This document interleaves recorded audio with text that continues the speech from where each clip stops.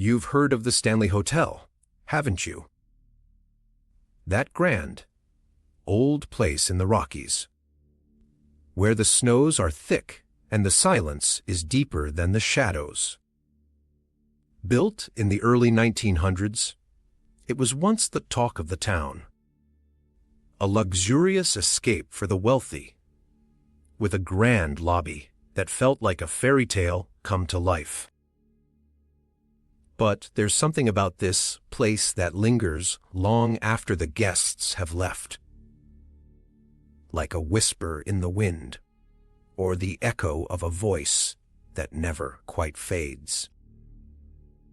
Some say it's the spirit of the hotel's founder, a man who built his dream with his own hands, only to be buried under the weight of his own ambition. Others whisper of the screams that echo through the halls at night, screams that no one can hear, but that the walls remember all too well. So, what do you think? Is it the snow that keeps the ghosts in? Or the silence that lets them out? It was just a modest boarding house in the sleepy town of Stanley, Colorado, run by a man named Henry Stanley.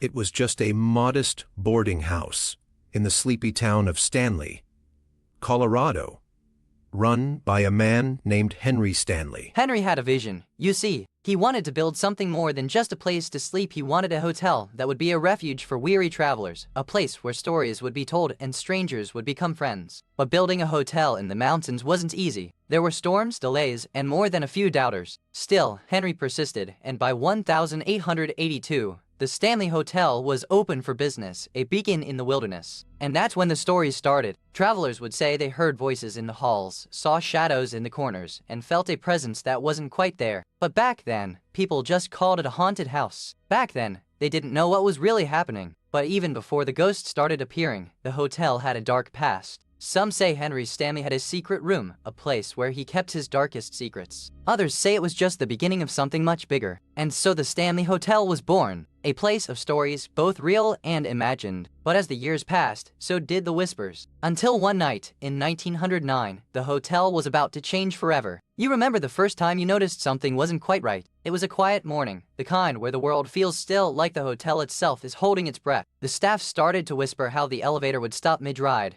how the front desk would find a single, unmarked envelope on their desk with a name they didn't recognize. One of the maids found a note tucked under her door, written in a child's hand asking for help. She didn't know what to do. She just knew it wasn't meant for her. Then came the first real scare, a guest who claimed to hear a voice calling for help from the 19th floor elevator, even though the building had long since been retrofitted. And still, no one took it seriously. After all, it was just a hotel, a place for rest, not for ghosts. You know, the Stanley Hotel wasn't always a place of whispers and shadows. In 1912, it was a grand, bustling place, full of life and laughter. But then, something changed. A man named Robert H. Stein vanished without a trace, and the silence that followed was louder than any scream. Stein was a respected guest, a businessman with a good reputation. He checked in one evening, asked for a quiet room, and never came out. The staff found his door locked, his luggage still packed, and his room untouched. It was as if he had simply vanished into thin air. Years later, the hotel became a famous haunted site, but the mystery of Stein's disappearance never faded. It's said that if you listen closely at night, you can still hear his voice calling for help, but no one ever answers. Some say the Stanley Hotel doesn't just haunt the living it remembers. It holds on to the stories, the silence, and the screams. And if you're not careful, it might take you too. You ever wonder what happens to the ones who vanish in the night? You've heard the whispers of the Stanley Hotel, but what about the people who lived it? Some say the ghost of a lost child still haunts the halls, and the sound of a tiny footstep echoes through the rooms where the staff used to sleep. One night, a longtime housekeeper claimed she saw a figure in the hallway just outside her door. She described it as a small, translucent child reaching toward her with a quiet, pleading look. The staff often joked about the little one who used to wander the halls, always heading toward the east wing where the original owners lived. But no one ever saw the child, only heard the sound of a tiny voice calling out in the night. Even the most skeptical workers would sometimes hear the child's voice just before the lights flickered or the temperature dropped. They called it the Stanley Whisper, a sound that only the most sensitive could hear. And then there's the story of the man who stayed alone in the hotel for a week, only to wake up one night to find his own reflection in the mirror, but the eyes behind it were wrong. They were too wide, too knowing. These stories are not meant to scare you, only to remind you that some places hold memories that never fade, and some voices, even when silent, never stop calling. We started with the old files, dusty and yellowed, like the pages of a forgotten diary. The hotel had a long history of strange occurrences, but nothing like this. The staff had reported voices, cold spots, and a sense of being watched, but they dismissed it as folklore. Then we dug deeper into the hotel's past and found a name that kept coming up: Elsie, a woman who had worked there decades ago. Her story was strange. She claimed the hotel was alive and that she could hear it in the walls whispering secrets in her ear. We visited the hotel during a storm, just to see if anything would happen. The air was thick with fog, and the light was flat, like the world had been painted in gray. The lobby was silent, but the feeling of being watched was stronger than ever. The team found something strange in the basement, a locked room with a door that wouldn't open, despite all efforts. The walls were covered in old, hand-drawn maps, and the air smelled like old paper and something sweet and sour, like a memory that had gone bad. Then there were the sounds, faint, whispering voices, like a lullaby in a foreign tongue. They came and went, like a ghost in the hallway, and no one could explain where they were coming from. It was as if the hotel itself was trying to speak. We left the hotel with more questions than answers, but one thing was clear: the Stanley Hotel was not just a place. It was something else. A presence. A memory. A scream that hadn't been heard in decades. You know, the thing that's really bugged me about the Stanley Hotel is this one little detail that just doesn't add up. Every story about the hotel, every ghost, every ghostly scream, it all leads to one question that's never been answered. It's not the screams or the cold spots or the whispers in the elevator. It's something smaller, something that feels like it should be obvious. Like the hotel itself is holding its breath. You know, some folks say the Stanley Hotel isn't haunted by ghosts, but by the echoes of a woman who never got her due. They whisper her name like a prayer, hoping she'll hear. The story goes that a guest, a young mother, vanished one night in the 1960s. Her husband came back days later, empty-handed, claiming she'd left on her own. But the staff say she was never seen again. Some say the hotel's owner, Mr. Stanley, had a secret room where he kept people he didn't want to see again. Others say it's just a tale to keep the tourists entertained. But the real mystery is why the hotel still feels like it's holding its breath, like it's waiting for someone to return, or to finally be heard. And that's why we still come back. Not just for the stories, but for the silence. The kind that makes you wonder what's listening and what's waiting. You know, sometimes the real horror isn't in the ghost, but in the fact that it's still out there, unanswered. No one has ever found the missing guests, not really. Just more questions. The hotel keeps its secrets, like a ghost who won't say where it went. You can't even find a clear timeline. Some say the screams were real, others say it was all in the head of a desperate woman. The staff still tells stories, but they're not sure who to believe. Some say they heard laughter in the halls. Others say they saw a figure in a long black coat disappearing before the lights went out. And here's the thing, dear listener, this hotel has never been the same since that night. The silence is louder than the screams, and the mystery, it's still whispering in the walls. You've heard the whispers of the Stanley Hotel, felt the weight of its silence. But what if the real horror isn't in the ghosts, but in the stories we let fade? Quick word from our sponsor. If this sounds like something you'd enjoy, take a look at the Stanley Quencher 40 Oz tumbler. There's a link and a QR code on screen right now, and in the description below. Alright, back to it. We chase the past for answers, but sometimes the past just wants to be remembered, and not in the way we expect. Stories like this don't end when the lights go out. They linger in the air, waiting for someone to hear them again. So, as we turn the page, remember, some stories are louder than the silence they leave behind. And now, let's hear the next tale. One that's waiting just as patiently in the dark. You've heard of the Stanley Hotel, haven't you? That grand old place in Estes Park, Colorado, where the Rockies meet the sky. It's the kind of place that makes you feel like you're walking through a dream, but one that's been haunted for decades. Built in the early 1900s, it was a dream come true for the Stanley family hoteliers, entrepreneurs, and dreamers. But even dreams can turn into nightmares, especially when you're building a hotel in the middle of nowhere. Back in the 1880s, the Stanley Hotel wasn't a hotel at all. It was a grand, unfinished dream of a railroad tycoon named Frederick Stanley. He envisioned a place where the wealthy could escape the noise of the city, and the mountains would be their silent confidants. The hotel was built in the 1890s, but not without its share of tragedy. One of the workers, a young carpenter named Henry, died in a fall from the unfinished second floor. His body was found in the snow, his boots still covered in the dust of the construction site. The hotel opened in 1909, and with it, a new kind of luxury. But the Stanley Hotel was never just a place to stay, it was a place where people came to disappear, to vanish into the mist, and to leave behind whispers that would echo for a century. And so, the Stanley Hotel became more than a hotel, it became a stage for secrets, a home for the lost, and a place where even the walls remembered the stories that were never told. You remember the way the hotel seemed to breathe in the night, like it had a pulse of its own. The windows would flicker with a light that wasn't there, and the corridors would echo with whispers that no one was supposed to hear. The staff started to notice things, doors slamming shut on their own, footprints in the dust that weren't there, and the scent of something sweet and burnt lingering in the air like a memory of a fire. The guests began to vanish, not in a violent way, but like they'd simply been swallowed by the hotel itself, left behind only their luggage and a lingering sense that they were never really there. And then, one by one, the staff started to go missing too. Not all at once, but in a way that made it feel like the hotel was taking them, one step at a time, like it was waiting for the right moment to claim its own. By the time the investigators arrived, the hotel was already silent, but the silence was louder than any scream. It was like the place had finally finished its story, and now it was just waiting for you to listen. You know, the real horror of the Stanley Hotel isn't just in its ghosts, it's in the people who vanished without a sound. Imagine being alone in a room, the lights flickering, the air thick with the scent of old paper, and something wrong. There was a woman named Lorraine who claimed she heard the screams from the basement. She said they were coming from the walls, from the floors, from the very air itself. But when she tried to investigate, she disappeared too. The last time someone tried to find the truth, they never made it out of the hotel. Their car was found on the mountain road, empty, the engine running, the radio still on, playing a song that's been stuck in people's heads for decades. Even today, the hotel still holds its breath. You can feel it in the silence, in the way the wind howls through the halls like it's trying to carry a message. But the message, it's never been heard. And that's why we come back, not to solve it, but to remember, to feel the weight of the silence, the echo of the screams, and the truth that's been buried in the walls for decades. I've spoken to dozens of people who say they've heard the hotel whisper. One man, a retired teacher, swore he could make out the words "help me" in the night air, just before the lights flickered and the elevator stopped mid-floor. Another guest told me the mirrors in the lobby would show her reflection moving when she wasn't looking. She said it wasn't just a trick of the light, it was as if the hotel itself was watching her. Some say the hotel is trying to tell them something. That it's not just haunted, it's trying to remember, to warn, to call out for help. And the only way it can do that is through those silent screams trapped in the walls. So I ask you, what do you think is really in the Stanley Hotel? Is it just a place, or is it a living memory, waiting to be heard? And if it's a memory, who or what does it belong to? We started with the basics, old blueprints, faded photographs,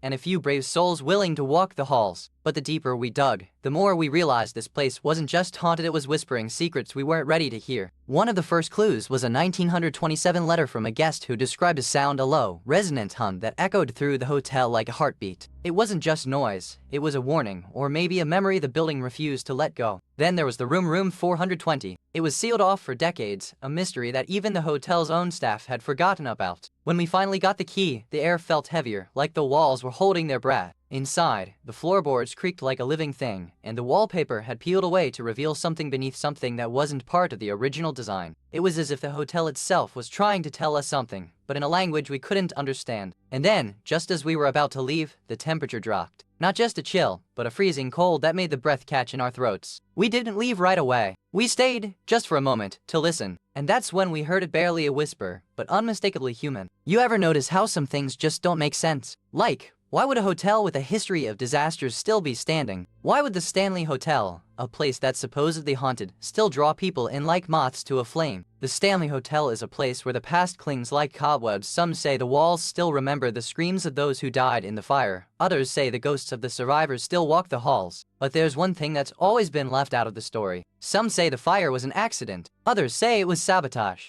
And then there are the whispers, those who claim the fire never happened at all. That the Stanley Hotel was never burned, but instead was always there, waiting for the right moment to open its doors to the living. So, what do you think? Is the Stanley Hotel a place where the past is buried, or is it a place where the past is waiting to be remembered? Because no matter what you believe, one thing is certain: this hotel doesn't forget. Some say the hotel's bones still hum with the voices of the lost. Others whisper that the screams never ended, just faded into the walls like a lullaby gone wrong. They tell of a woman in a white dress who walks the halls at midnight, her footprints leaving no trace, only the memory of a door that never closes. Some locals swear the hotel is haunted by the spirit of a child who never left, still crying for the mother who left him behind. And then there are the stories of the ghosts who never wanted to be found, those who wandered in and never found their way out, their stories left to fade like old photographs. So what do you think? Is the Stanley Hotel a place where the past lingers, or is it just the stories that refuse to die? Even now, the Stanley Hotel still whispers secrets that no one can quite catch. The mystery lingers like the scent of old paper in the air, just out of reach. Some say the hotel holds more than just history, it holds the weight of lives that were never meant to end. But who, exactly, is still waiting to be heard? The staff still tells stories, and the guests still feel something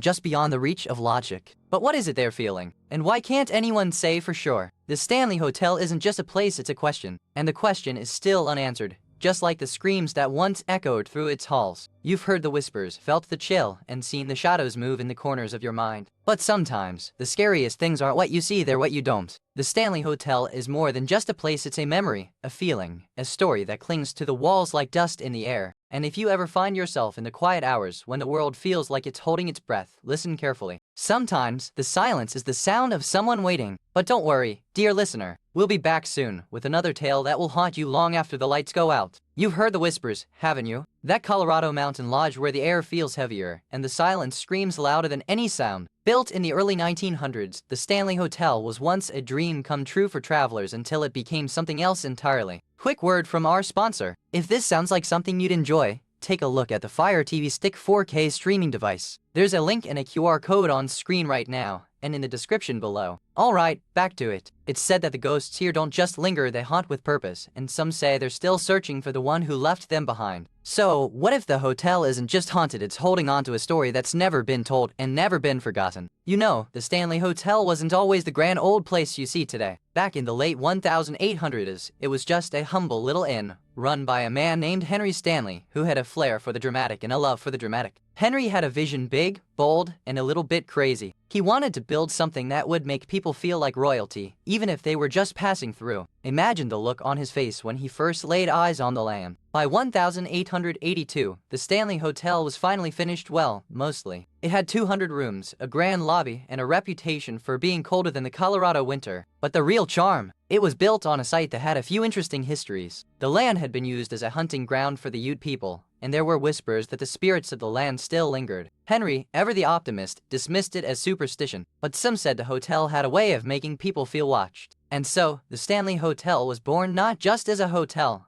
but as a place where dreams, fears, and maybe even the past found a home. You remember the first time you noticed the air had gone still. It was like the world had paused just long enough for you to hear your own breath. The elevator stopped mid-rise, and the silence that followed was louder than any noise. You could feel it pressing against your ears, thick and heady, like something was waiting just beyond the door. The hotel's old radio crackled with static, and for a moment, you thought you heard a voice, soft, desperate, and unmistakably female, screaming in the background. You turned to look, but there was no one there, just the silence, the weight of it, and the feeling that you were no longer the only one listening. You've heard the whispers of the Stanley Hotel, but what about the night the lights went out? The night the guests never woke up again. It was October 19th, 1912, the day the hotel opened, and the day something strange began to happen. No one heard her scream. No one saw her leave. Just a door left slightly ajar, and a silence that didn't belong in a hotel with over 500 rooms. The hotel staff searched for hours, but Clara was gone. Some say she was taken by the hotel itself. Others say she never existed at all. And to this day, some say you can still hear her scream,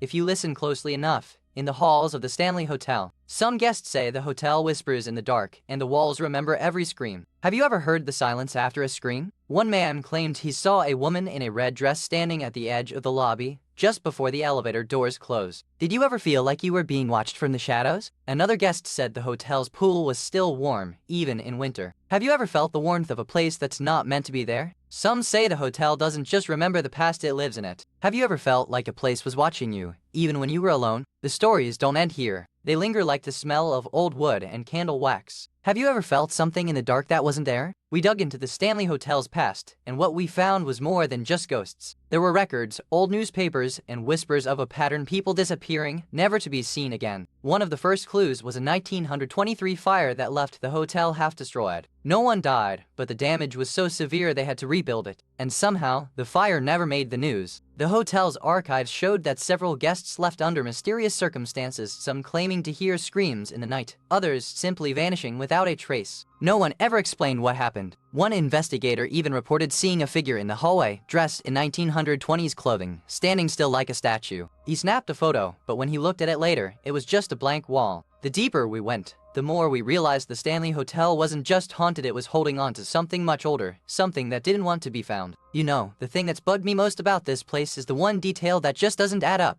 No one ever explains it, and no one ever seems to care. It's like the Stanley Hotel is holding its breath, waiting for someone to finally ask the question. It's not the ghost, not the whispers, not the cold spots. It's something else. Something they all know, but never talk about. Like the hotel has its own secret, and it's not willing to share it with us. Maybe the answer's right there, in the history books. But maybe it's not. Maybe the Stanley Hotel isn't just haunted, it's guarding something, and it's not telling us. So here's the thing. If you're ever in Estes Park and you hear a whisper, or feel a chill, or see that one crack in the floor, ask the question. Maybe the hotel will finally speak. You've heard the stories, but what do the locals say? In Estes Park, they'll tell you the hotel's ghosts are more than just a few lonely souls. Some say the screams you hear are from people who never left. One old-timer told me the hotel was built on top of an old Indian graveyard. The first guests who stayed there vanished, and the hotel was never the same. The stories don't end there, they just get quieter. There are whispers, too, of a woman who never left. They say she was a guest who stayed too long, and now she walks the halls, searching for someone to take her place. Her name has been lost to time, but her presence is never far. Some locals swear they've seen her in the hallway just before the elevator doors close. They say she never says a word, just stands there, waiting for someone to notice her. And when they do, the lights go out. But the real mystery isn't who she is, it's why she is still here. And why, every night, she waits for someone to come looking for her. That's the question that lingers, isn't it? What would you do if you thought you were being watched by a ghost who never meant to be? Even now, the Stanley Hotel holds its breath. The mystery of that night where the screams vanished still lingers, waiting for the right voice to whisper it back to life. We've searched every room, every diary, every whisper of the past. But the truth, it's still locked in the hotel's heart, like a secret only the walls remember. And so, the Stanley Hotel remains. Not just a place of ghosts, but a place of questions. A place where the silence is louder than the screams. If you're listening, dear listener, maybe the hotel is trying to tell you something. Maybe the silence is not an end, but a beginning. You know, sometimes the most haunted places aren't the ones you expect. Like the Stanley Hotel, where the ghosts don't just whisper, they scream but no one hears them. And here's the thing, those screams aren't just in the past. They echo through the cracks in the walls, through the silence between the stories we tell. So when you think about the Stanley Hotel, don't just think of the ghosts. Think of the people who lived there, the lives that ended in silence, and the stories that still haven't been told. Now, I've got another tale for you, one that's just as quiet, just as haunting, and just as full of unanswered questions. You've heard of haunted castles, but Broughton Castle is something else. It's not just old stone and ivy, it's a place that whispers in the dark. Built in the 12th century, it's been home to kings, rebels, and a few very unfortunate souls. But it's the sound that haunts people most, those screams that echo through the halls at night. Some say it's the spirit of a noble woman, trapped between love and betrayal. Others whisper of a secret chamber hidden beneath the floorboards, where a tragic fate was sealed. Visitors often claim they hear the sound during the night, but by morning, it's gone. And the castle? It's still standing, watching, waiting for the next soul to wander too close. Now let me take you back to the year 1485, when the castle was still a proud fortress, and the air buzzed with the tension of a royal upheaval. King Richard Roman III had just been dethroned at the Battle of Bosworth, and the Tudors were rising in power. Broughton Castle became a battleground of loyalty and betrayal. It is said that Stanley's betrayal at Bosworth Field sealed his fate, and the castle became a place of silent judgment, where the walls remember every secret whispered in the dark. This is where the legend of the Screaming Walls begins, not with a ghost, but with a man whose choices would haunt the stones for generations. You remember the first time you heard it, don't you? That whisper in the walls, like a child's cry in the dark, too quiet, too close. Quick word from our sponsor. If this sounds like something to enjoy, take a look at the Amazon Echo Dub Tith, the smart speaker. There's a link and a QR code on screen right now, and in the description below.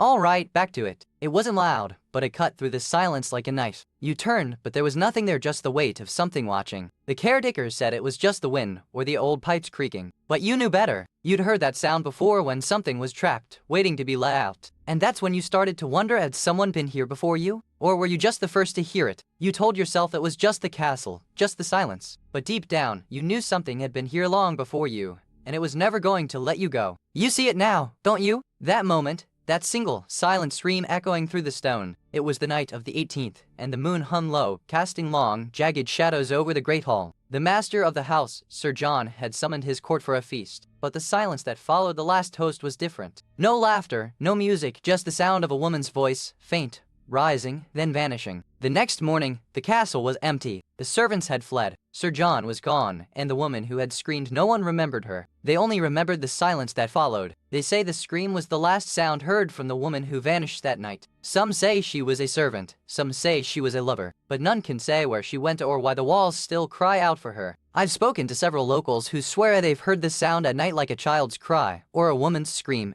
echoing through the stone halls. One said it came from the West Tower, where the old kitchen once stood. Another visitor claims they saw a figure in the garden, just before dawn, standing at the base of the castle, staring up at the walls with a look of deep sorrow and confusion. Some say the screams come from the walls themselves, as if the castle is still alive and breathing, holding on to the pain of those who lived within its stone embrace. And then there are those who claim to have felt the scream in their bones, as if the castle is trying to tell them something they've yet to understand. So, if you ever find yourself near Broughton Castle at night, maybe you'll hear it too. Just don't be surprised if it feels like the walls are whispering your name. We started with the basics: old maps, ledgers, and a local librarian who knew the castle like the back of her hand. She told us about the strange noises that echoed through the halls, like someone was trying to scream but couldn't get the words out. The first real clue came from a sealed letter written in the 1800s, tucked inside a loose brick in the east wing. It described a child's voice crying out for help, but no one could find the child in any of the records. Then we found the diary. It was hidden behind a loose panel in the nursery, written in a trembling hand. The woman who wrote it claimed she heard the child every night, and that the walls were alive with sorrow and regret. We dug deeper, and what we found wasn't just a ghost story, it was a family secret, a tragedy buried under layers of time. The child wasn't just a ghost, she was a memory, a voice, a lesson that the walls had never forgotten. You see it now, don't you? That one detail, the one thing that's just there. A whisper in the silence, a shadow in the stone. No one can explain it, but it's always there. It's not blood,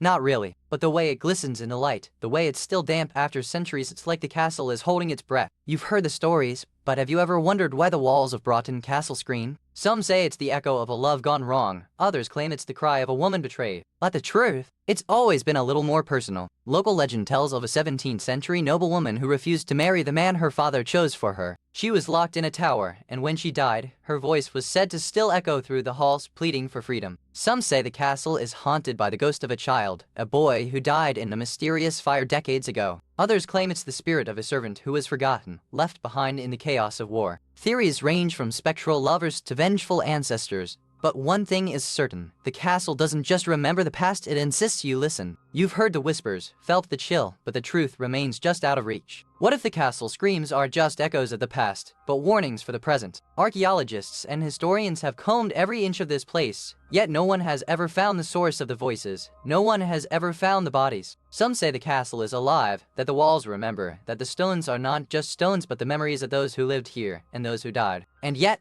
the mystery lingers. No closure, no answers, just the sound of someone still trapped within these walls. So, what do you think? Are we listening closely enough, or is the castle waiting for someone who really knows how to hear? You've heard the whispers of Broughton Castle, felt the weight of its ancient stones, and wondered if the walls are just holding on or if they're holding something back. Some say the castle isn't just haunted, it's remembering the lives that once thrived here, the secrets buried deep in the earth, and the ghosts who still walk the halls with purpose. But don't let the silence scare you. It's just the castle holding its breath, waiting for the next story to begin. And if you ever find yourself walking those paths at night, remember, the walls may scream, but they'll always welcome a good listener. Now, let's turn the page. The next story begins in the heart of a small town where the woods whisper secrets and the silence is louder than the screams. You've heard of the Pyrenees, but have you ever imagined a city where the stones whisper secrets and the air hums with ancient sorrow? Welcome to Carcassonne, a place where time seems to fold in on itself, and the past clings to the present like a shadow that won't let go. Nestled in the heart of southern France, Carcassonne is a city of double walls, ancient towers, and a labyrinth of narrow alleyways that seem to breathe with the memory of centuries. It's a place where the past is never far and the silence is heavy with unspoken stories. You know, the first tombs weren't built for the dead, but for the living. These walls were once filled with the sounds of laughter, the clink of wine goblets, and the scent of rosemary and incense. But then came the wars, and the laughter turned to screams. The Visigoths came.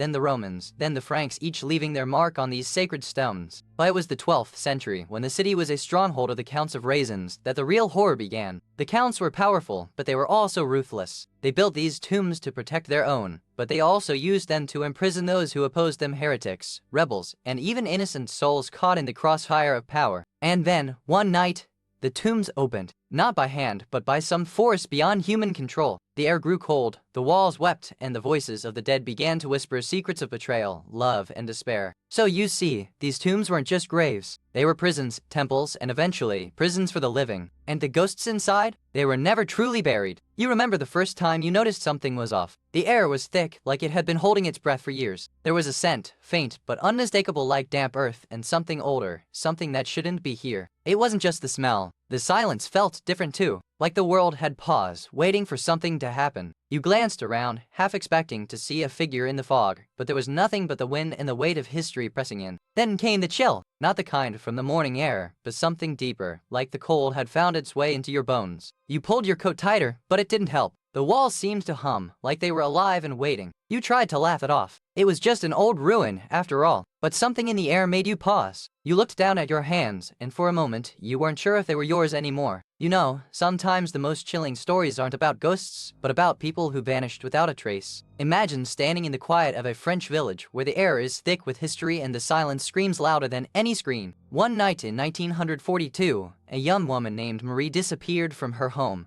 just as the war was heating up. Her last known words were a whisper, "I need to find the truth." But no one believed her, and the truth was never found. Marie's disappearance became a mystery that lingered in the town like an old, unspoken curse. Some say she was taken by the shadows. Others say she was silenced by those who feared the truth she uncovered. To this day, people in Carcassonne still talk about her, not as a ghost, but as a memory that refuses to be forgotten. A reminder that some stories are too deep to be buried. Quick word from our sponsor. If this sounds like something you'd enjoy, take a look at the Kindle Paperwhite e-reader. There's a link and a QR code on screen right now, and in the description below. Alright, back to it. And if you ever find yourself walking those streets at night, you might hear her voice, not in the air, but in your own thoughts, asking, "Did you really leave me behind?" I've spoken with several locals who claim to have seen the tombs move at night. One man told me he saw the stone walls shift like breathing, as if the place itself was trying to escape its past. Another woman said she heard whispers coming from the catacombs, not in words, but in a low, mournful hum that made her skin crawl. She said it sounded like the dead were singing a lullaby. Some say the spirits of the dead are trapped in this stone, unable to move on because of the weight of their sins. Others believe the tombs are cursed by the blood of the counts who built them. One old historian told me that the tombs are not haunted by ghosts but by memory, that the stone remembers every soul that ever walked its halls, and that the past is never truly buried. If you ever find yourself walking those stone corridors at midnight, listen closely. You might just hear the dead still speaking, still waiting to be heard. We began our investigation with the oldest records, and what we found was both fascinating and unnerving. The monks who lived here in the 12th century kept meticulous accounts of the tombs, but they also noted strange disturbances in the night, as if something beneath the stone was not at peace. As we dug deeper, we found that many of the tombs had been sealed with a peculiar symbol, a serpent coiled around a cross, suggesting a forgotten ritual or curse. The monks had tried to protect the dead, but the dead had other ideas. The local historian told us that the town still whispers about the tombs. Some say the dead are not truly dead, but trapped in a liminal space between life and death, waiting for the right moment to be laid to rest. As we stood before the tombs, the wind picked up, carrying with it a low, mournful sound like voices, or perhaps a distant melody. It was subtle, but it made the hair on the back of our necks stand on end. And then, for a moment, we all felt it, a presence, not just in the air, but in the space between us, as if the past was reaching out, reminding us that some stories are never truly finished. You know, there's one thing that has never been explained, and it's driving the historians wild. It's not the bones, not the symbols, not even the missing graves. It's the absence of a single name, a name that was never found in the records. They say the name was carved into the tomb itself, hidden in the stone, but when they tried to find it, the carvings were gone, as if the stone had remembered something it wasn't meant to. Some think it was a warning, a message left by the tomb's original keeper. Others say it was a curse, a name that was never meant to be spoken aloud. But no one knows for sure. And that's the thing, isn't it? We're left with questions, not answers. A name that was there, and then wasn't. A history that was buried, and then forgotten. All we have is the silence and the stones. So what do you think? Was that name ever real? Or was it just a story, a whisper in the dark, waiting to be heard? You've heard the tales of the ghosts in the stones, but what about the stories the locals still tell? Some say that tombs are cursed by a vengeful queen, others whisper of a secret pact between the living and the dead. One tale claims the bones of the dead were never truly buried, but left to rot in the soil, feeding the dark magic that haunts the city. It's a story passed down through generations, not as fact, but as a warning. Some say that tombs are not just places of burial, but of imprisonment. A nobleman's wife, accused of witchcraft, was buried alive in one of the crypts, and her voice can still be heard in the wind at night. There are even those who believe that tombs are a gateway to another world, where the dead walk among the living. But if you ask them, they'll tell you it's just the wind, or the moonlight, or the silence that lingers too long. And then there's the theory that the ghosts are not the dead at all, but the spirits of the city itself, watchful, judgmental, and always waiting for the next story to be told. You know, some mysteries don't end with a body or a confession. They linger like a ghost in the walls, whispering that the truth is still out there, waiting to be found. The last search for the missing girl happened over 20 years ago. They dug up the whole area, but nothing. Just silence and the echo of a child's laughter in the wind. The town doesn't talk about it much anymore. They've built a new wall around the old graveyard, and the old stories are buried with it. But sometimes, in the quietest moments, the wind carries a name. And that's why we're still here, you see. Not to scare you, but to remember. To keep the story alive, so that one day, someone might hear it and finally find the answer. You ever notice how the silence between the stories is often the loudest? Sometimes, the most haunting thing isn't what happened, but what's left unsaid. Maybe that's why these places cling to us so tightly. They're not just reminders of the past, but echoes of what we carry inside. And sometimes, the only way to truly listen is to stop talking and let the silence speak for itself. So, I'll leave you with this. What do you hear when the world is still? What do you see when the lights go out? Stay with me, and we'll see what Carcassonne has waiting for us next. You've heard of the deep-sea swallowing ships, but the SS Valentia? She vanished so quietly, you'd think she'd never been there at all. Built in 1914, she was a sturdy coal carrier, but by 1924, she was old, slow, and running on fumes. The night she disappeared, the weather was calm, but the crew reported strange lights in the distance and a feeling of being watched. No distress call, no wreckage, just an empty sea and the faintest whisper of her name in the wind. To this day, sailors tell of a ghost ship that appears in the fog, its crew silent and its lights like dying stars. And if you listen closely, you might hear the sound of a woman's voice calling from the depths, calling for help. You know, the Valentia wasn't just any ship. It was a proud, sturdy liner built for the Atlantic, with a name that made people feel safe. But safety had a price, and the sea has a way of taking what it wants. The captain, William H.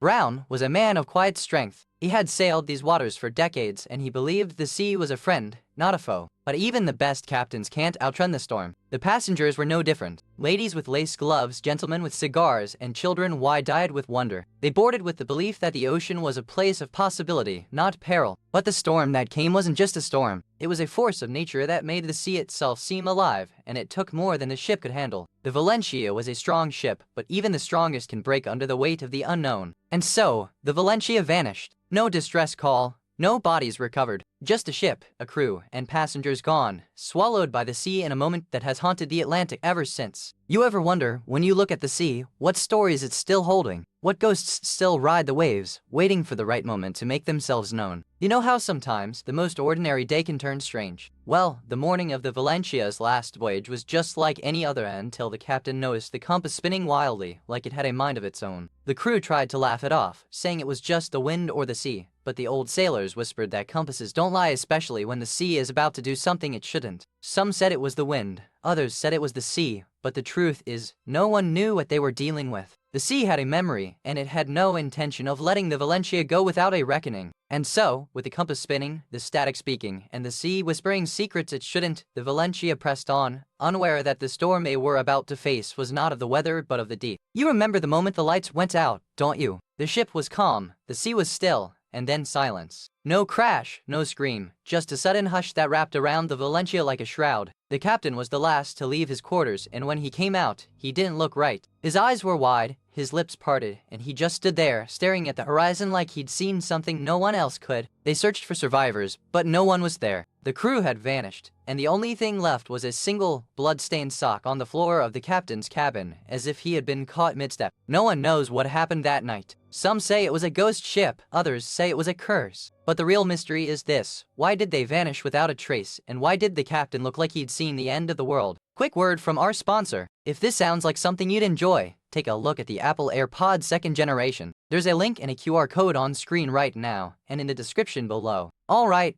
back to it. You think about that night, don't you? The way the sea was still, the way the lights went out, and the way the captain looked like he'd seen something no one should ever see. I spoke to a retired sea captain who said the Valencia's last voyage was like a slow, silent scream. He said the sky turned black, and the waves were like hands pulling the ship under. A fisherman claimed he saw a light in the distance like a ghostly lantern floating above the water. He said it didn't move, just glowed, and then vanished like smoke. A sailor's diary, found years later, described a cold wind that came from nowhere, and voices that whispered in the dark. He said the sea had a face, and it was watching them. One survivor said the ship felt like it was being pulled by something unseen, like a giant hand beneath the waves. He said they couldn't see it, but they could feel it, like a ghost in the water. The last message sent from the Valencia was a simple "we're in trouble." No one knows what happened next, but the sea still remembers, and the wind still whispers. The investigation began with a single name, but the records were as elusive as the ship itself. We combed through maritime logs and old newspaper clippings, only to find the Valencia mentioned in passing, like a ghost in the fog.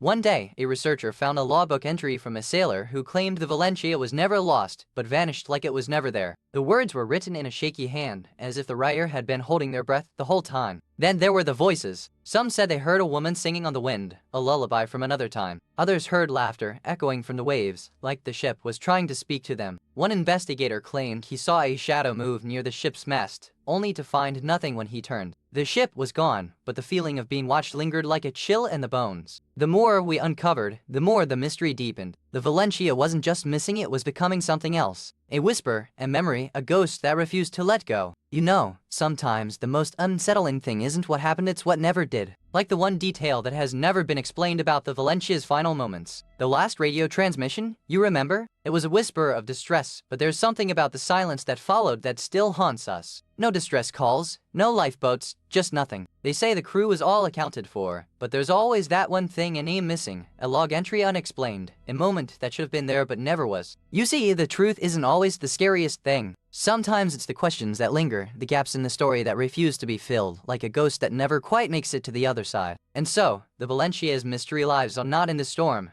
not in the wreckage, but in the one detail that has never been explained. What was it? And why was it never told? You've heard the tales of the Valencia, but have you ever wondered what the townsfolk really think? Some say the ship never left port, others say it's still hidden in the fog, waiting for the right moment to vanish again. A local fisherman claims he saw the ghost of the ship, all white and glowing, with no one aboard. He said it just hovered there, like it was waiting for someone to come looking. And then there's the theory that the Valencia never really sank at all, that it was a cover-up, and the real story is buried in the silence of the deep, where no one dares to go. So, what do you think? Is it a ghost, a curse, or just a story that refuses to die? Maybe the truth is out there, waiting for someone brave enough to look. Even now, decades later, the Valencia's story refuses to fade. You've heard the tales, but have you ever wondered what really happened to the ship and those who vanished with it? The official records say it was a tragedy, but the truth feels more like a whisper in the dark, just out of reach. Have you ever felt that way about a story you thought you knew? Sometimes, the most haunting things aren't the ghosts we see, but the questions that remain unanswered. What if the Valencia was never truly lost? And what about the people who sailed with it? Were they victims of fate, or did they vanish for reasons we can't yet understand? It's a mystery that lingers, like the echo of a ship's bell in the deep. So, as you listen, I wonder, what will you do with the mystery? Will you let it go, or will you keep searching, like so many before you, for the truth that's still out there? You've been walking the decks of the Valencia,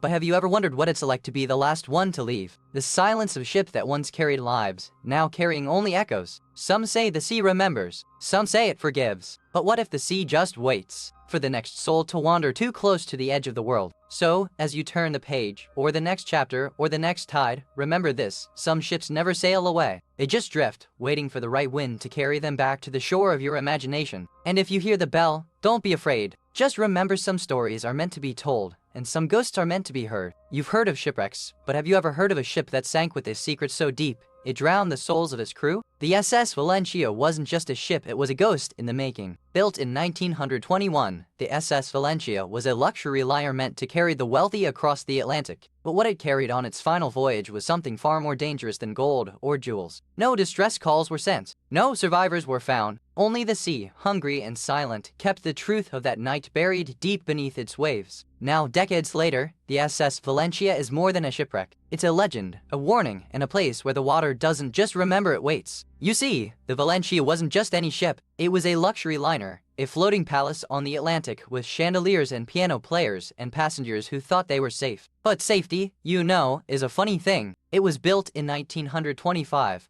by the Cunard Line, and it was meant to be the fastest transatlantic vessel ever. But sometimes, speed can be a curse, especially when you're carrying secrets. The passengers were mostly wealthy and well-connected. There was a senator, a socialite, and a young bride, but some of them had more than just luggage to bring with them. The ship's captain, Captain James H. Smith, was a man of calm and confidence, but even he couldn't predict what the sea would do to his passengers when the storm came. And then, on the night of April 26, 1930, the ship met a fate that would haunt the Atlantic for decades. The storm didn't just sink the ship, it took secrets with it. You know how sometimes the ocean just feels different? Like it's holding its breath, waiting for something. That's when it started, in the early days of the SS Valentia, with the first whispers that the sea wasn't going to let them go so easily. The captain noticed at first a strange current pulling the ship off course, like the sea was trying to steer it somewhere else. The crew called it a ghost tide, but no one knew what it meant. Then the compass started spinning wildly, and the radio picked up voices in a language no one understood. It was like the ocean itself was speaking, warning them of something they couldn't see. The crew began to argue. Some said it was a curse, others said they were being watched. But no one could explain why the ship kept heading back to the same place, as if it were being pulled by an invisible hand. And that's when the first real fear settled in, not of the sea, but of the sea knowing their names. Of the sea remembering what they had done. You see it now, don't you? The ship,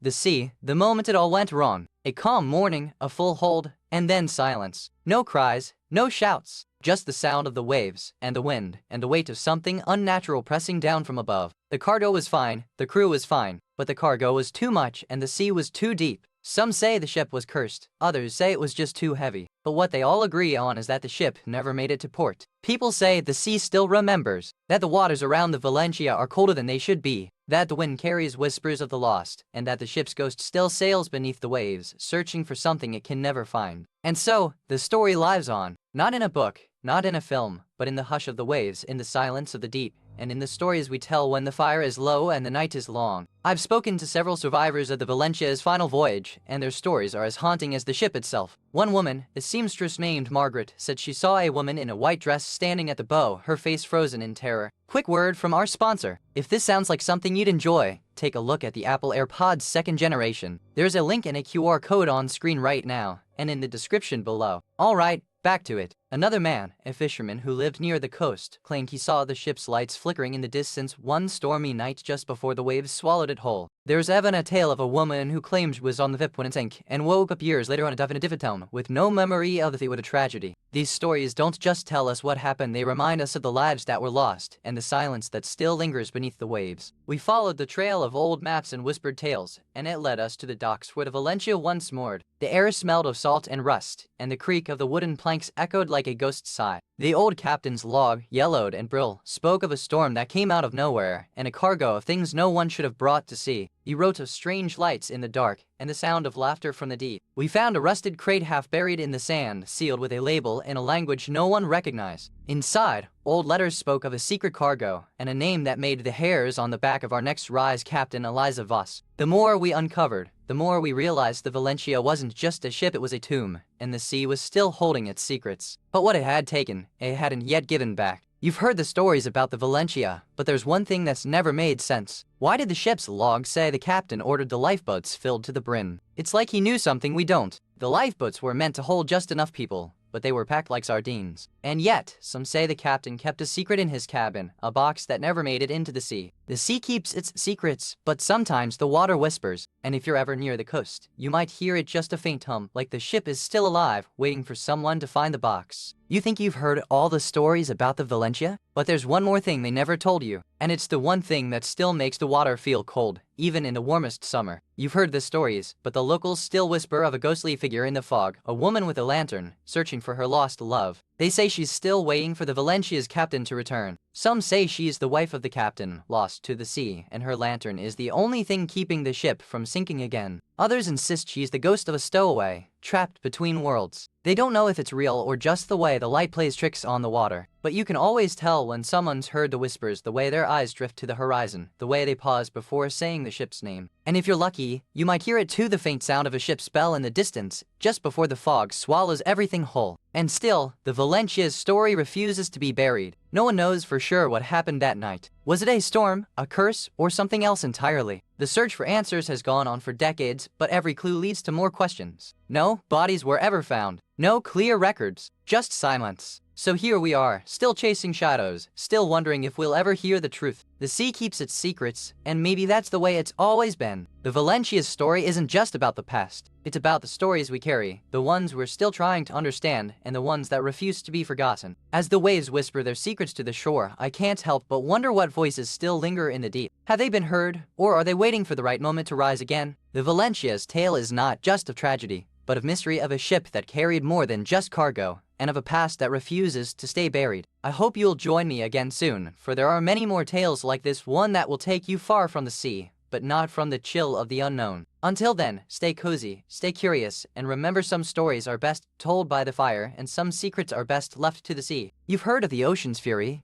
but what about the silence that follows? The SS Valentia was a ship that vanished without a sound, leaving behind only whispers and a trail of unanswered questions. In 1918, the Valentia set sail with over 3,000 souls, bound for a distant shore. It was a time of war, of uncertainty, of hope, and then, nothing. No distress calls, no wreckage, just a void. Theories abound. Some say the ship was struck by a mine. Others whisper of a curse, or a mutiny, or perhaps a miracle. But what we do know is that no one aboard ever made it to shore. Years later, the Valencia's wreck was discovered, but not before it had already claimed the hearts of those who dared to search for it. Some say the sea is still holding its secrets. Today, the Valencia is more than a ship. It's a story, one that lingers in the water, in the wind, and in the hearts of those who believe the ocean never forgets. So, let me tell you, the SS Valentia wasn't just any old ship. It was a grand, stately vessel, built for the wealthy, with chandeliers and mahogany, like a floating palace on the sea. It was the kind of ship that made people feel safe,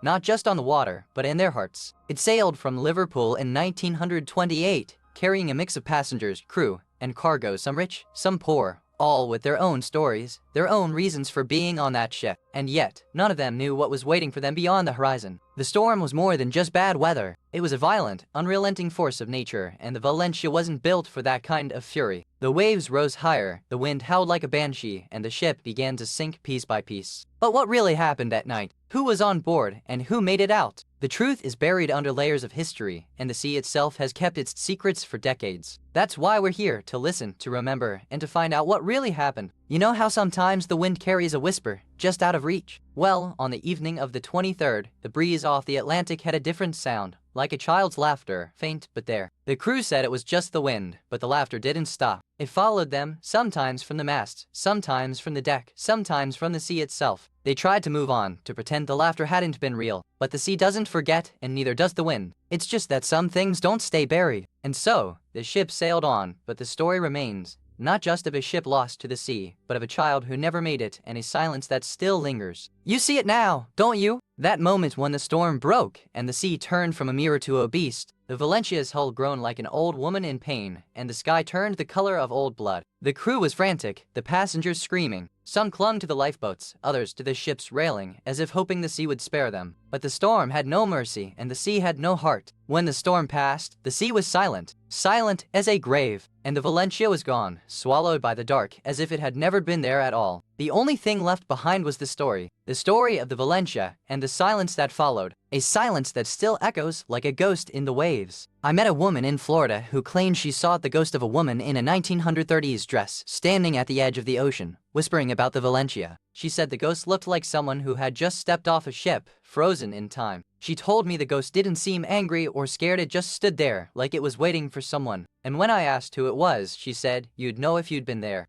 It's as if the Valentia never truly left the sea. It lingers in the air, in the stories, in the hearts of those who remember. And sometimes it seems to remember them back. These are not just tales, they are echoes. And sometimes echoes are louder than the silence of the deep. We followed the trail of whispers through the archives, where the silence was louder than the stories. The old reports spoke of things that didn't quite fit, like names missing from the list of survivors, and shadows in the ship's logs that moved when no one was looking. One file, sealed with a red stamp, hinted at a hidden compartment in a cargo hold. The crew had known, but no one ever spoke of it. It was said to hold more than just cargo. It held silence, and the weight of what was never told. We found a map, inked in shaky hand, marking a spot on the ship's floor where no one ever walked. The floorboard there were older, darker, and seemed to hum when touched. The crew had called it the place of ghosts, but not the kind that lingered. Then came the letters written in a trembling hand from a survivor who claimed the ship had never left port. They spoke of a curse, a sacrifice made in secret, and of a voice that called from the depths of the ocean, not in warning, but in invitation. Quick word from our sponsor. If this sounds like something you enjoy, take a look at the Kindle Paperwhite e-reader. There's a link and a QR code on screen right now, and in the description below. Alright, back to it. The deeper we dug, the more the ship seemed to whisper back. The records didn't add up.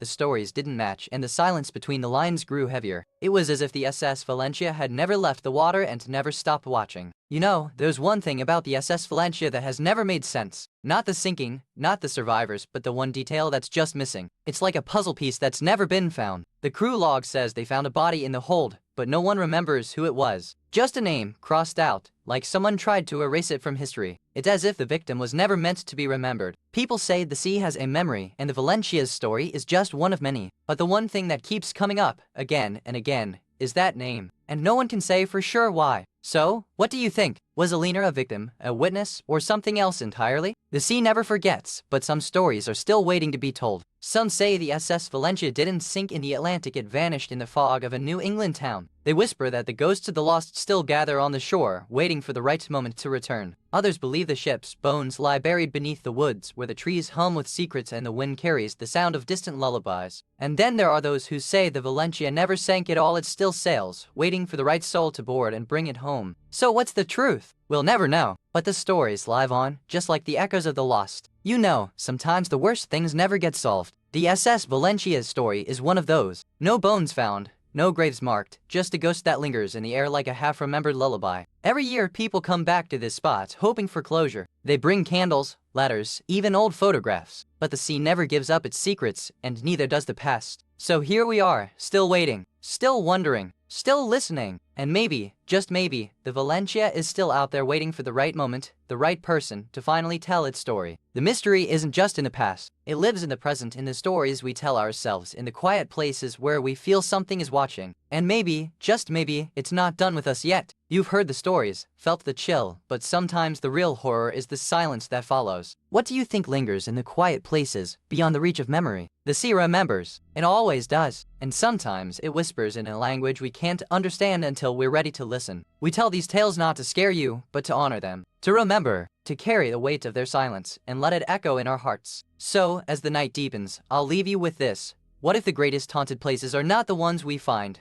but the ones we let go of? Stay with me. There's another story waiting in the dark. You've heard of the sea, but have you ever heard of the sea's secrets? The SS Valentia wasn't just a ship, it was a ghost in the making. A vessel that carried more than just passengers. It set sail from Liverpool in 1921, carrying a cargo of hope and a cargo of cargo. Well, not quite. Some say the ship was loaded with more than just goods. It was loaded with a past that wouldn't stay buried. But here's the thing, the Valentia didn't just disappear. It left behind a legacy of cold, wet silence and the sound of a ship that never made it home. And now, as we gather around the fire, I'm going to tell you the story of the Valentia, what happened to it, and why its ghost still lingers in the waves. The SS Valentia wasn't just a ship, it was a symbol of hope, a floating promise to a nation desperate for a way out. You see, it wasn't built for war, but for the dream of a new life, a fresh start across the ocean. It was 1940, and the world was burning. The British had sent the Valentia to carry thousands of refugees, mostly British citizens and others fleeing the chaos of war. But not everyone was on board for the same reason. But not everyone on board had the same intentions. There were whispers of smuggling, of people trying to get to the Americas in secret. Some said the Valentia was carrying more than just passengers, it was carrying secrets, and not all of them were meant to be found. And then there was the cargo. The Valentia wasn't just a refuge, it was also a vessel of trade, carrying goods, money, and sometimes things that didn't belong on a ship. The real question is, what was in those crates that made the ship disappear so suddenly? So here we are, standing at the edge of history, the edge of a mystery that's been buried for decades. And now, the waters are still, the silence is thick, and the ghosts of the Valentia are waiting to be heard. You remember how the sky turned that strange, gray-blue color the morning after the storm? It wasn't just the weather, it was the weight of something else pressing down, like the sea had taken a breath and held it. The captain said it was just a bad tide, but the crew started whispering. They said the water had a different smell, like salt and something else, something old and wet. They tried to keep it quiet, but the rumors spread like the tide. Some said the ship had been cursed, others that the sea itself was mourning. And then came the second body. Now you can see it too, can't you? The way the waves roll in, just a little too slow, just a little too intentional. The sea isn't just water anymore, it's remembering. You know, the real horror isn't the ship itself, but what happened the night it vanished. The crew was supposed to be safe, but something woke up in that dark sea. The last log entry talks about a strange light, like the moon had gone mad. The crew said it wasn't the stars, no, it was something else, something watching. They say the sea took them all, but some say the worst part is what's left behind. The crew didn't vanish, they were pulled under, one by one, like a cruel game of hide and seek. And now, when the waves are calm and the moon is full, they say you can hear laughter from the water soft, like a lullaby, but not for the children. So, what do you think? Was it the sea, or something else that learned to walk on water? I'll tell you this, when the Valencia sings, it's not a song, it's a warning.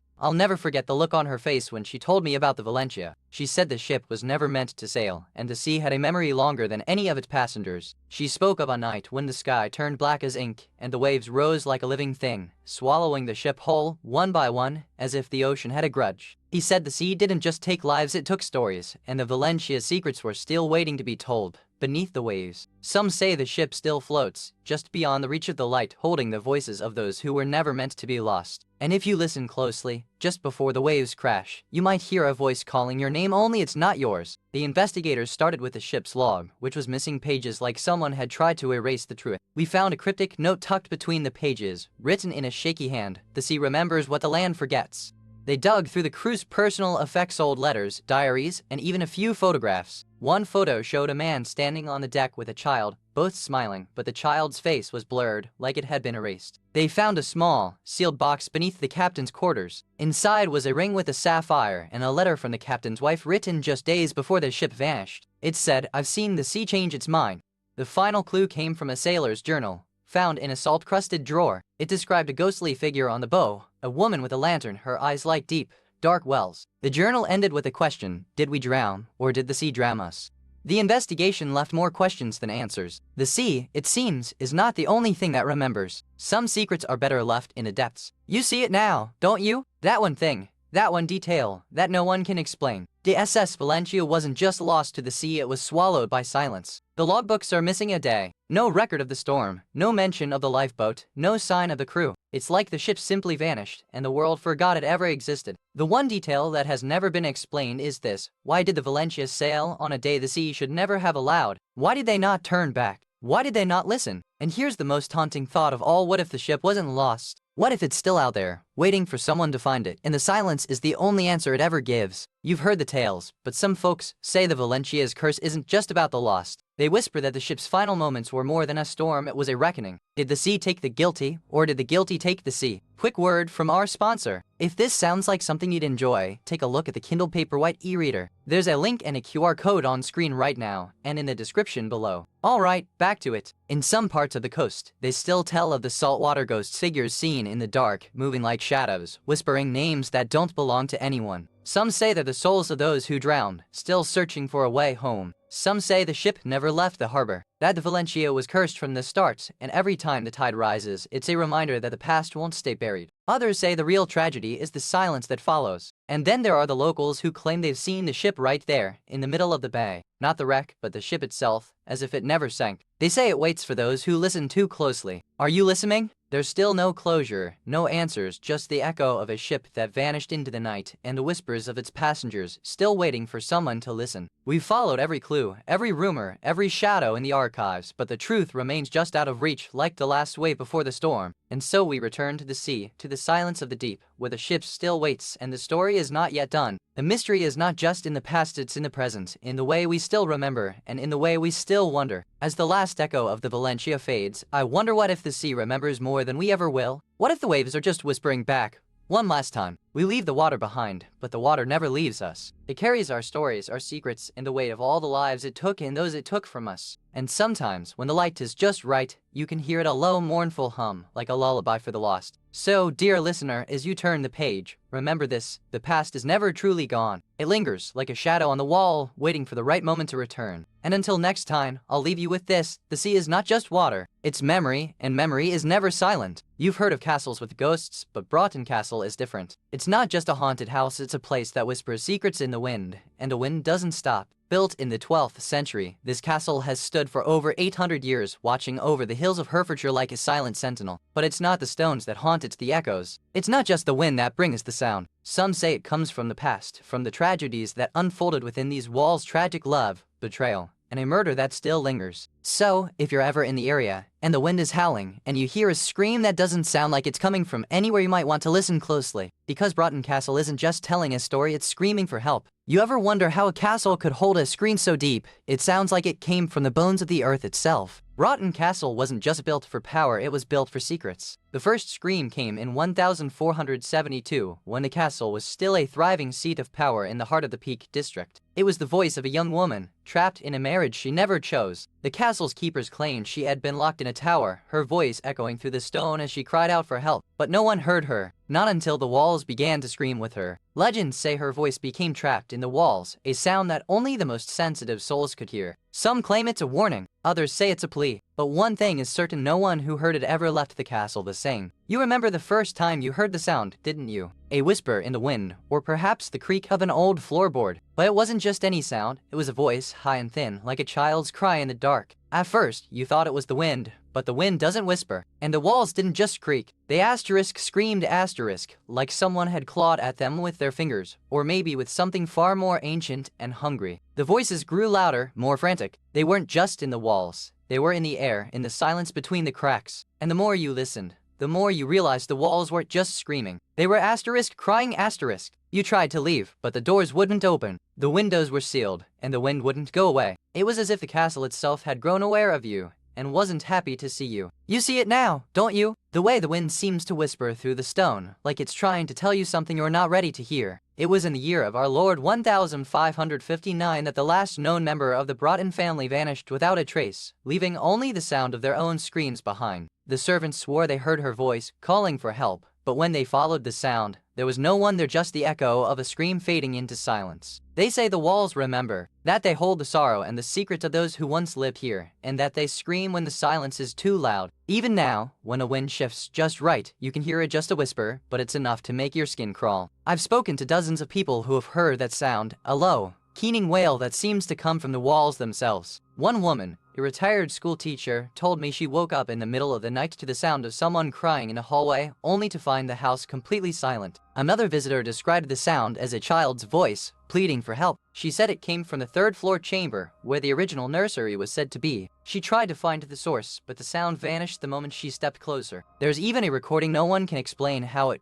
got there of the sound, faint and distorted, coming from the castle's foundation. It's like a ghost trying to scream through stone, and it's been playing for decades. Some say the voices are the souls of those who died in the castle, trapped between worlds. Others believe it's the castle itself, remembering its past. But no one can say for sure, only that the walls still scream, and they never stop. We began our investigation with the oldest stones, the ones that had heard more than they should have. I asked the caretaker if he'd ever heard the walls cry, and he just laughed like he was trying to hide a memory. The first night, we set up a small recording device in the Great Hall, where the voices have been said to rise the loudest. It was a quiet night, but the silence was heavy, like the weight of unspoken secrets. Then came the chill, not the kind that comes from the cold, but the kind that creeps up your spine when you feel watched. I swear, the air in that room felt like it had memory, and it was holding its breath. We found a diary from 1745, written by a woman who claimed the walls were alive. She wrote of voices in the night, of laughter that didn't belong, and of a child who never left her room. I wonder if she ever found peace. One of the most unsettling finds was a small, hand-carved wooden box hidden in the floorboards. Inside, a silver locket with a faded portrait and a note that read, "Don't let them in." I think that's the kind of warning that haunts you long after you've left. As we left, the caretaker gave me a look, like he knew something we didn't. You hear it too, don't you, Isat? And I didn't answer, because I wasn't sure if I wanted to. You see, the one detail that has never been explained is the sound. It wasn't just a scream, it was a sound that made the very walls shudder, like something inside them was trying to get out. Some say it was the voice of a child, others insist it was a woman in distress, but no one can agree on the tone. Was it a cry, a wail, or something more natural? What's more, no one has ever been able to find the source of the sound. It's as if the walls themselves are the ones screaming, or perhaps the castle is trying to tell us something we've never been able to understand. And so, the mystery remains, not because it's unsolvable, but because it's too deep, too personal, and maybe,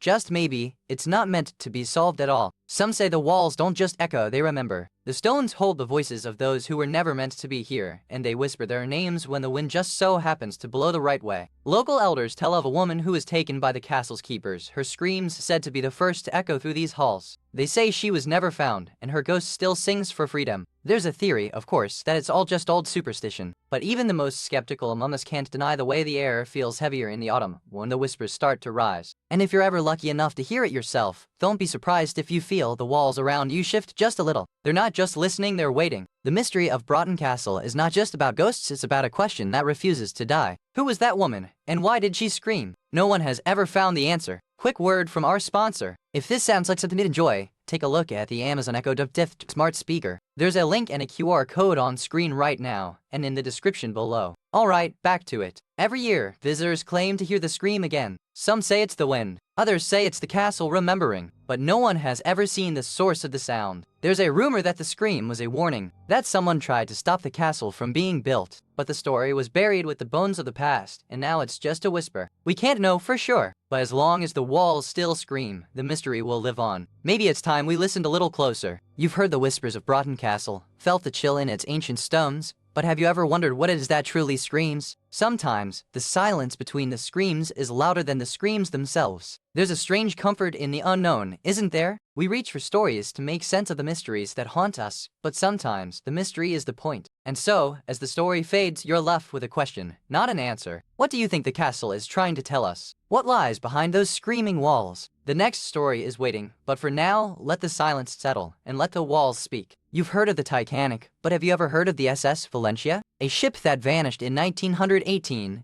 taking 312 souls with it, including many young women who were never seen again. The Valentia was supposed to be a grand, luxurious passenger liner, but instead, it became a graveyard of secrets. Some say it was a cursed voyage, others believe it was a tragic accident. The Valentia's story isn't just about loss, it's about the lives that were cut short, the stories that were never told, and the way the sea swallows even the most dramatic of secrets. Now, the SS Valentia is more than a ship, it's a symbol of tragedy, a ghost in the water, and the reason why some places are never quite the same after they've been touched by the sea's dark hand. You know, the Valentia wasn't just a ship, it was a bustling little world on the sea. Sailors, families, even a few stray dogs, all crammed into that wooden hull, thinking they were heading somewhere warm and safe. But the sea doesn't care about your plans. One storm, one night, and the Valentia was swallowed by the waves like a ghost ship in a sailor's tale. Of the 3,000 souls aboard, fewer than 200 made it to safety. The rest were lost to the sea, their bodies never recovered, their stories lost to time. And then, in the decades that followed, the Valentia's ghost began to appear, not in the sea, but in the minds of those who dared to remember. It's said that the ship's spirit still lingers, waiting for the next storm, the next soul who's lost their way, and the next story to be told. You remember how the sky was that morning, the way the light crept in like a slow, sad whisper across the harbor. It wasn't just the wind that made the waves restless, it was the way the sea seemed to hold its breath, as if it knew something we didn't. The ship's bell rang out, but it wasn't the kind of ring you'd hear from a harbor. It was a sound like a warning, like a child's toy being shaken too hard, or a door slamming in a house that's been empty for years. The sailors said the sea had a voice that day, and it wasn't the kind of voice that comforts. It was a voice that came from the deep, from the place where the water is cold and dark, and where nothing should ever rise. They tried to explain it away, of course. Weather,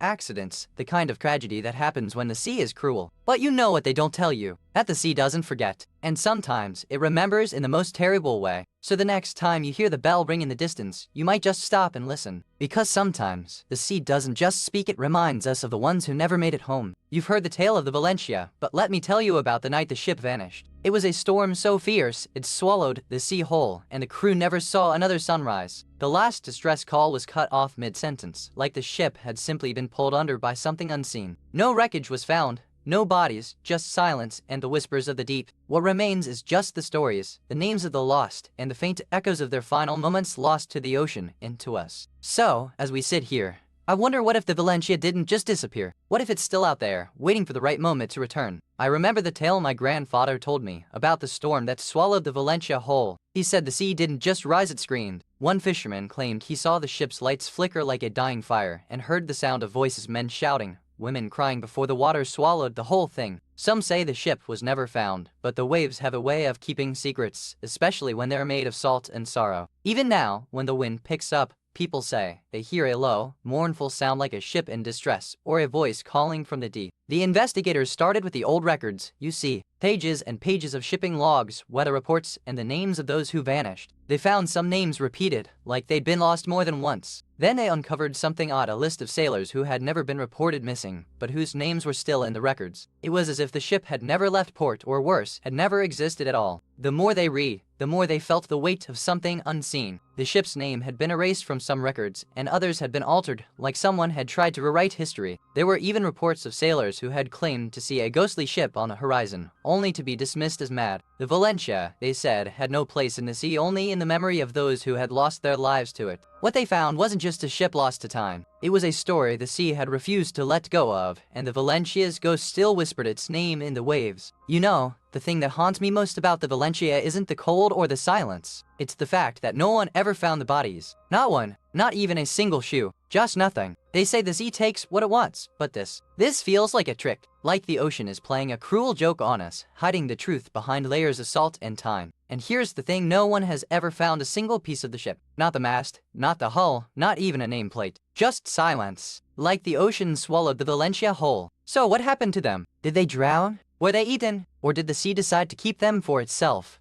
Just like it did with the ship? We'll never know. But I'll tell you this, when you stand on that dock at night, you can feel it. The Valencia is still out there, waiting for someone to ask the right question. You've heard the stories, but have you ever wondered what the locals truly believe? Some say the Valencia's ghosts still roam the coast, hunting for the souls they left behind. Old-timers claim the ship's bells still echo at midnight, calling the lost sailors home. They say if you listen closely, you can hear their voices in the wind, whispering for help. There's even a legend that the ship's cargo, those precious casks of wine, still drifts beneath the waves, guarded by the drowned men who perished with them. And then there are the children's stories. The ones that say if you're ever lost on the beach, the Valencia's ghost will pull you under just to keep their numbers even. Theories still swirl, but one thing's certain, no one wants to be the next story the Valencia tells. Even now, decades later, the Valencia's story refuses to fade. Some say the sea remembers, and the drowned never truly leave. What if the truth is still hidden in the cold, dark depths? New evidence keeps surfacing, letters, logs, even bones. But no one dares to go back. It's not just the sea, it's the weight of what we've lost, and the silence that follows. We can't stop the tide, but we can honor the ones who vanished. Maybe one day, the truth will rise from the depths, not as a horror, but as a memory we're finally ready to face. The sea is still, the wind is still, but the silence isn't. It's waiting, for us, for the truth, for the next whisper from below. You've heard the whispers of the Valencia, but have you ever paused to think about the quiet lives that once filled those wooden cabins? What were they thinking as the sea swallowed their dreams? Perhaps they were simply going about their day, unaware that the ocean would soon take everything except the memories that linger in the water. So next time you hear the waves, remember the Valencia, and maybe, just maybe, you'll hear something in return. But for now, let's leave the sea to its secrets. And you go on, take a sip of your tea, and let the stories keep you company. You've heard of the Asylum of St. Remy, haven't you? A place where the walls don't just whisper, they hum with the echoes of madness and sorrow. It was once a place of healing, but now it's a legend where the past clings to the stones like a shadow that won't leave. Quick word from our sponsor. If this sounds like something you'd enjoy, take a look at the Kindle Paperwhite e-reader. There's a link and a QR code on screen right now, and in the description below. Alright, back to it. You can almost hear it, those whispers, carried by the wind like a lullaby from a long-forgotten time. Some say it's the voices of the patients, trapped between the world they knew and the silence of the grave. Others say it's something else entirely. But one thing is certain, no one who enters leaves the same. And the walls? They never forget. You know, the Asylum of St. Remy wasn't always a place of madness. It started as a quiet little hospital in the 1600s, tucked away in the hills of St. Remy Provence. It was meant to help the sick, not to confine the broken. The first patients were mostly poor and suffering from what we'd now call melancholia, a catch-all term for depression and anxiety. The staff were kind, and the treatment was gentle, with lots of light, music, and fresh air. In the 1800s, the asylum became part of a larger network of psychiatric hospitals, and St. Remy became known for its tough treatment methods. It was a place where the line between help and harm blurred, and where many souls were lost. And then, in 1897, the asylum was handed over to a new doctor, Dr. Paul Giraud. He had a vision of reform, but his methods were extreme. He believed in isolation, silence, and control. And that's when the whispers began. What started as a place of healing became a place of fear. The walls, once quiet, now echoed with the voices of the lost. And though the asylum closed its doors in the 1980s, the whispers never left.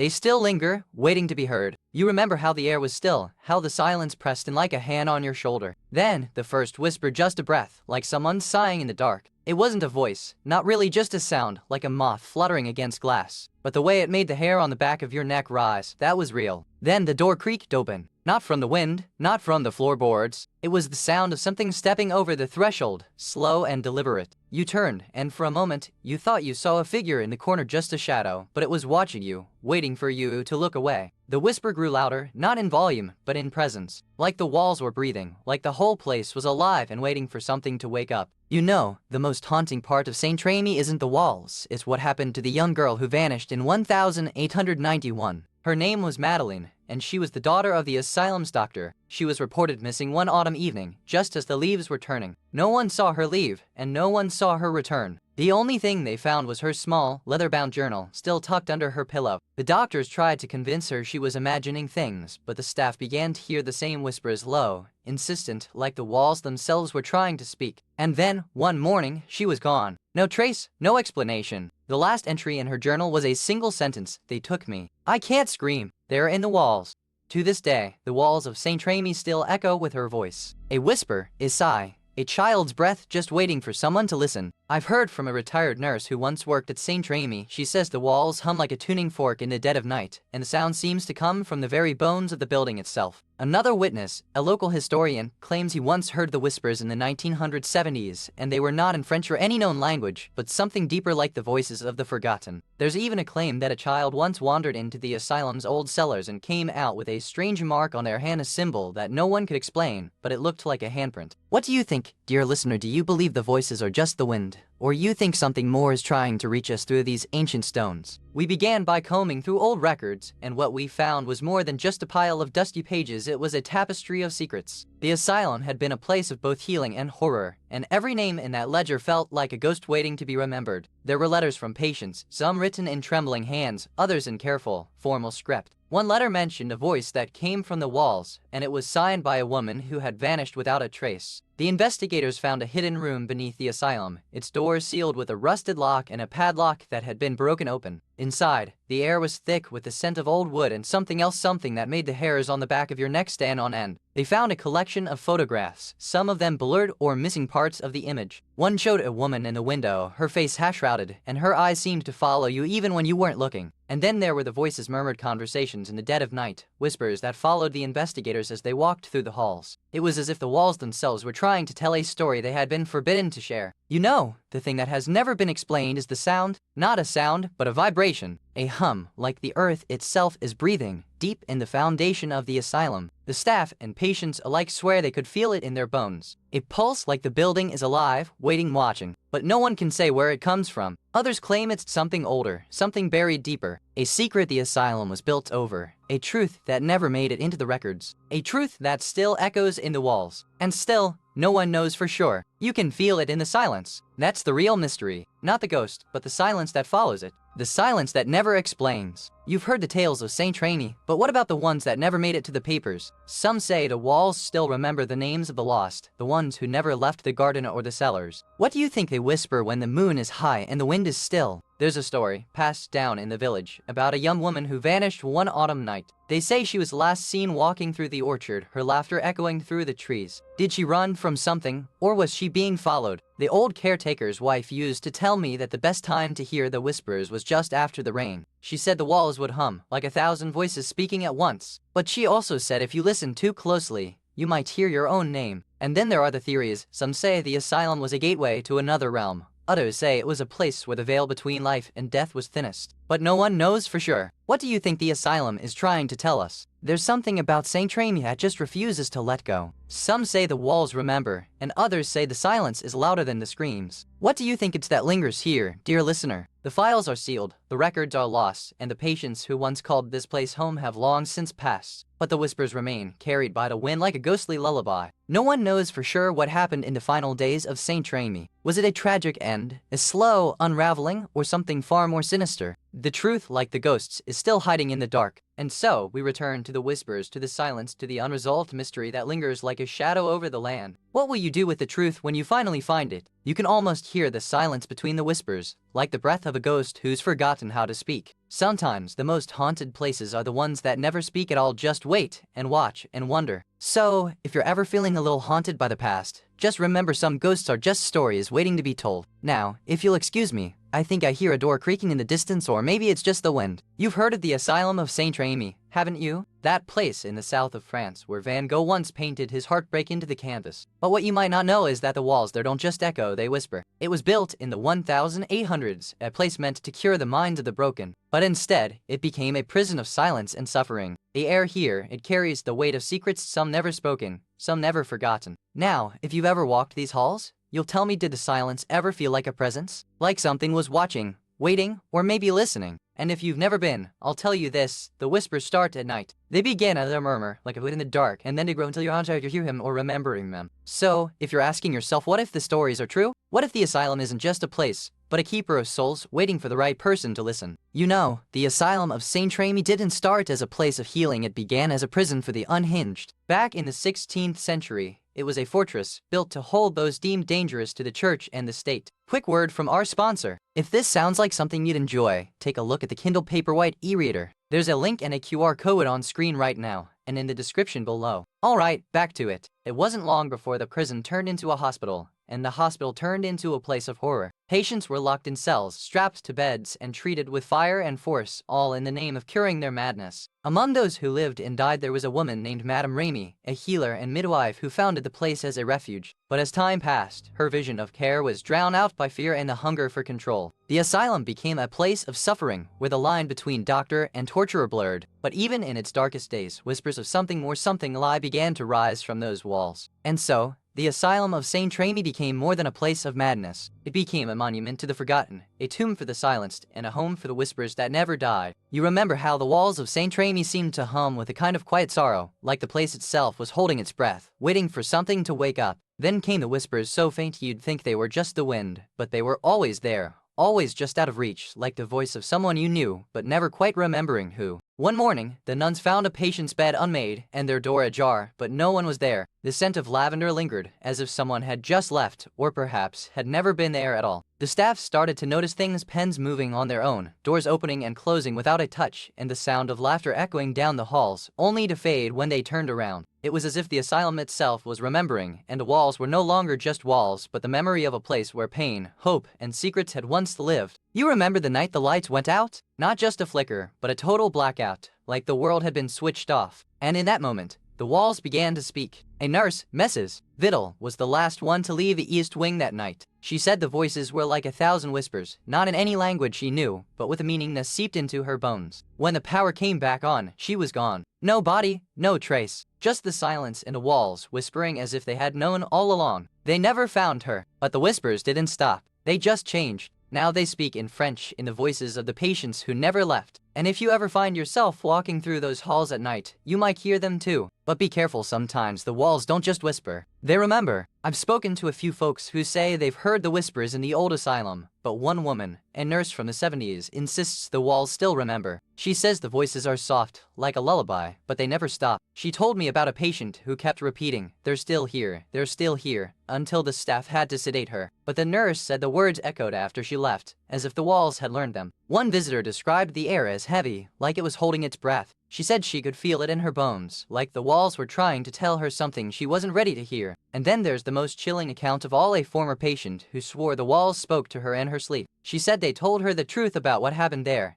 and that the truth was too heavy to carry. These stories aren't just folklore. They're pieces of a puzzle we're still trying to solve. And the walls, they've been waiting for someone to listen. We spent weeks combing through old records, and what we found was more than just names and dates, it was a web of secrets. Some of these files were so fragile, they crumbled in our hands like dried leaves, whispering their own warnings. There were no records of certain patients ever being admitted. Not a single entry. It was as if they had simply vanished into the walls of Saint Remy, leaving behind only the echoes of their existence. One letter in particular stood out. It was written by a woman who claimed she had been locked in a room for years, hearing the same voice every night. night. She described a sound like someone whispering her name in the dark, and the walls themselves seemed to breathe. The most unsettling part? The asylum had never officially admitted her. She had been a patient, but no records could confirm it. It was as though she had never existed at all until she wrote that letter. And then there were the photographs. Some showed empty beds, others showed empty rooms. But in every picture, there was one detail that didn't match: someone standing in the background. Always in the same spot, always just out of focus. You ever notice how some places hold secrets so deep, they don't even need to whisper? Just sit there, quiet, and let the silence do the talking. At St. Remy, the silence is different. It's not empty, it's full of something that doesn't want to be heard. Every researcher, every ghost hunter, every historian who's ever stepped foot here has left with the same question: what exactly was it that they saw? Some say it was a shadow, others claim it was a face, but no one can agree on what color it was, whether it was the same as the sky, or the same as the dust on the floor. And that's the thing about St. Remy. You can ask 1,000 questions, but the walls only answer one, and that one, they never explain. You've heard the stories, but do you ever wonder what the locals truly whisper behind closed doors? Some say the walls still remember the patients, the doctors, and the secrets buried beneath the stones. One old woman in town insists the stones in the courtyard hum when the wind is just right to sound like a child's laughter, but not quite. She says it's the patients who never left. Some believe the asylum was built on a sacred site, and the spirits are just trying to protect it. Others say it's the patients who were never truly released, and they're still waiting for someone to listen. The town still holds an annual gathering to honor the lost, a candlelight walk where people come to remember. Some say it's the only time the whispers grow louder, and the walls seem to respond. And though the world moves on, the asylum remains a place of quiet mystery. You can almost hear it just beneath the silence. The walls are still speaking. And so, dear listener, we come to the heart of the mystery that lingers in St. Remy today. No one knows for sure what happened in that last room, and no one dares to go back.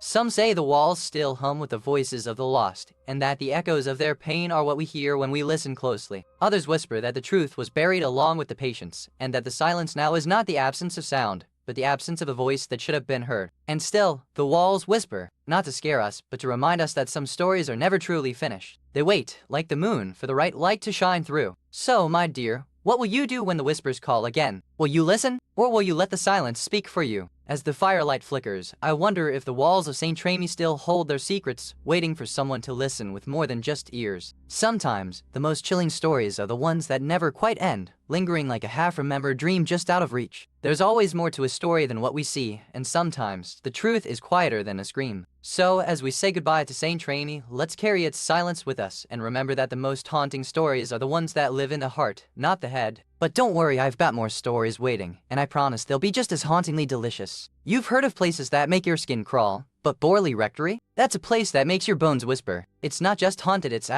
haunted to the core.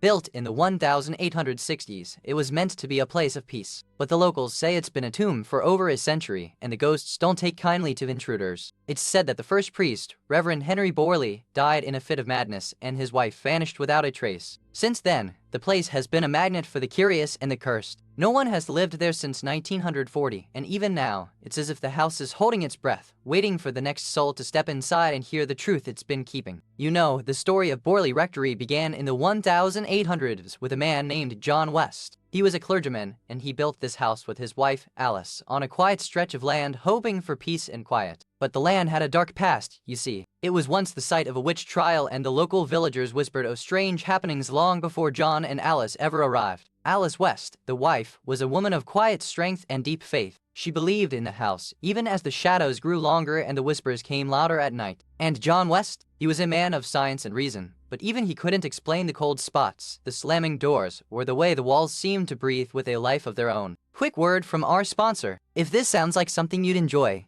take a look at the Fire TV Stick 4K streaming device. There's a link and a QR code on screen right now, and in the description below. Alright, back to it. Together, they tried to outwit the house, but the house had other plans, and the story of Borley Rectory was only just beginning. You remember the first time you noticed the air had changed, like the wind had picked up just enough to carry something else besides leaves and dust. It was in the kitchen, where the scent of burnt toast lingered, though no one had touched the stove. Then came the whispers, just at the edge of hearing, like someone was trying to say your name but not quite getting it right. You turned, but the hallway was empty, save for a coat hanging slightly askew on its own. You remember the silence that followed the last knock. It was like the house had swallowed the sound, and the wind had forgotten how to breathe. The air grew heavy, and the walls seemed to close in around us. Then came the whispers, soft, like the rustle of old paper. They weren't coming from the walls, but from the air itself, as though the house was speaking through the silence. We followed the sound, step by step, until we reached the cellar door. It was slightly ajar, and the air that escaped was colder than the rest of the house, like a breath from the grave. As we stepped inside, the light from above dimmed, and the whispers grew louder, forming words we could almost understand. It was then that we heard the voice not from the walls, but from the silence itself. The voice said our names, one by one, and then it asked, "Have you come to stay?" And in that moment, we knew we were not alone. One night, a woman named Alice claimed she saw a figure in the hallway, just as she was leaving. She said it was a tall, pale man in a black coat standing by the door like he was waiting for her. She ran back into the house, heart pounding, and called out for help. No one answered. The silence afterward was so heavy, it pressed against her chest like a shroud. He described the sound as sweet and innocent, like a child playing. But the next morning, the attic was locked from the inside, and the key was missing. These accounts, though different, all point to something unseen, something that lingers, that watches, that waits for the right moment to reveal itself. And if you ever find yourself standing in that hallway, remember, the house is always listening, and the past is never far away. The first team of investigators arrived in 1940 with their notebooks and lanterns, eager to uncover the truth behind the rumors. They were a mix of skeptics and believers, all determined to find some rational explanation for the haunting. They checked every door, every room, and every corner of the rectory, but nothing seemed to move. Not even the wind could stir the dust in the old drawing room. It was as if the place had forgotten how to breathe. But then, one of them noticed something strange, a faint sound, like a child's laughter, coming from the upstairs corridor. It was so soft, it could have been imagined, but it made their skin crawl all the same. They tried to laugh it off, but the laughter followed them like a shadow. It was as if the house itself was trying to tell them something they weren't ready to hear. The investigation ended without answers, but the team left with more questions than they had come with. Some said they saw things, others said they felt things, like the house had been waiting for them to finally listen. You know, the thing that haunts me most isn't the whispers or the cold. It's the one detail that has never been explained. The one thing that just disappears. There was a woman, they say, who lived here in the 1890s. Her name's been lost to time, but her presence hasn't. And yet, no one ever saw her face. Just a silhouette, always watching, always waiting. They never found the body, and they never found the face. Just a whisper of her voice, a flicker of her presence, and a silence that lingers like the last note of a ghostly lullaby. You think you know a ghost when you see one, but sometimes, the most haunting thing is what you never see at all. What you're not meant to see. That's the one detail that has never been explained. And maybe, it never will be, because some ghosts don't need to be seen to be felt. You've heard the whispers of Borley, but have you ever wondered what the locals really think? Some say the ghost of the rector still walks the halls, but others swear it's the spirit of a child who never made it home. Some say the rectory was cursed from the start, others claim it was built on a burial ground. But one thing's for sure, no one who lived there ever left unscathed.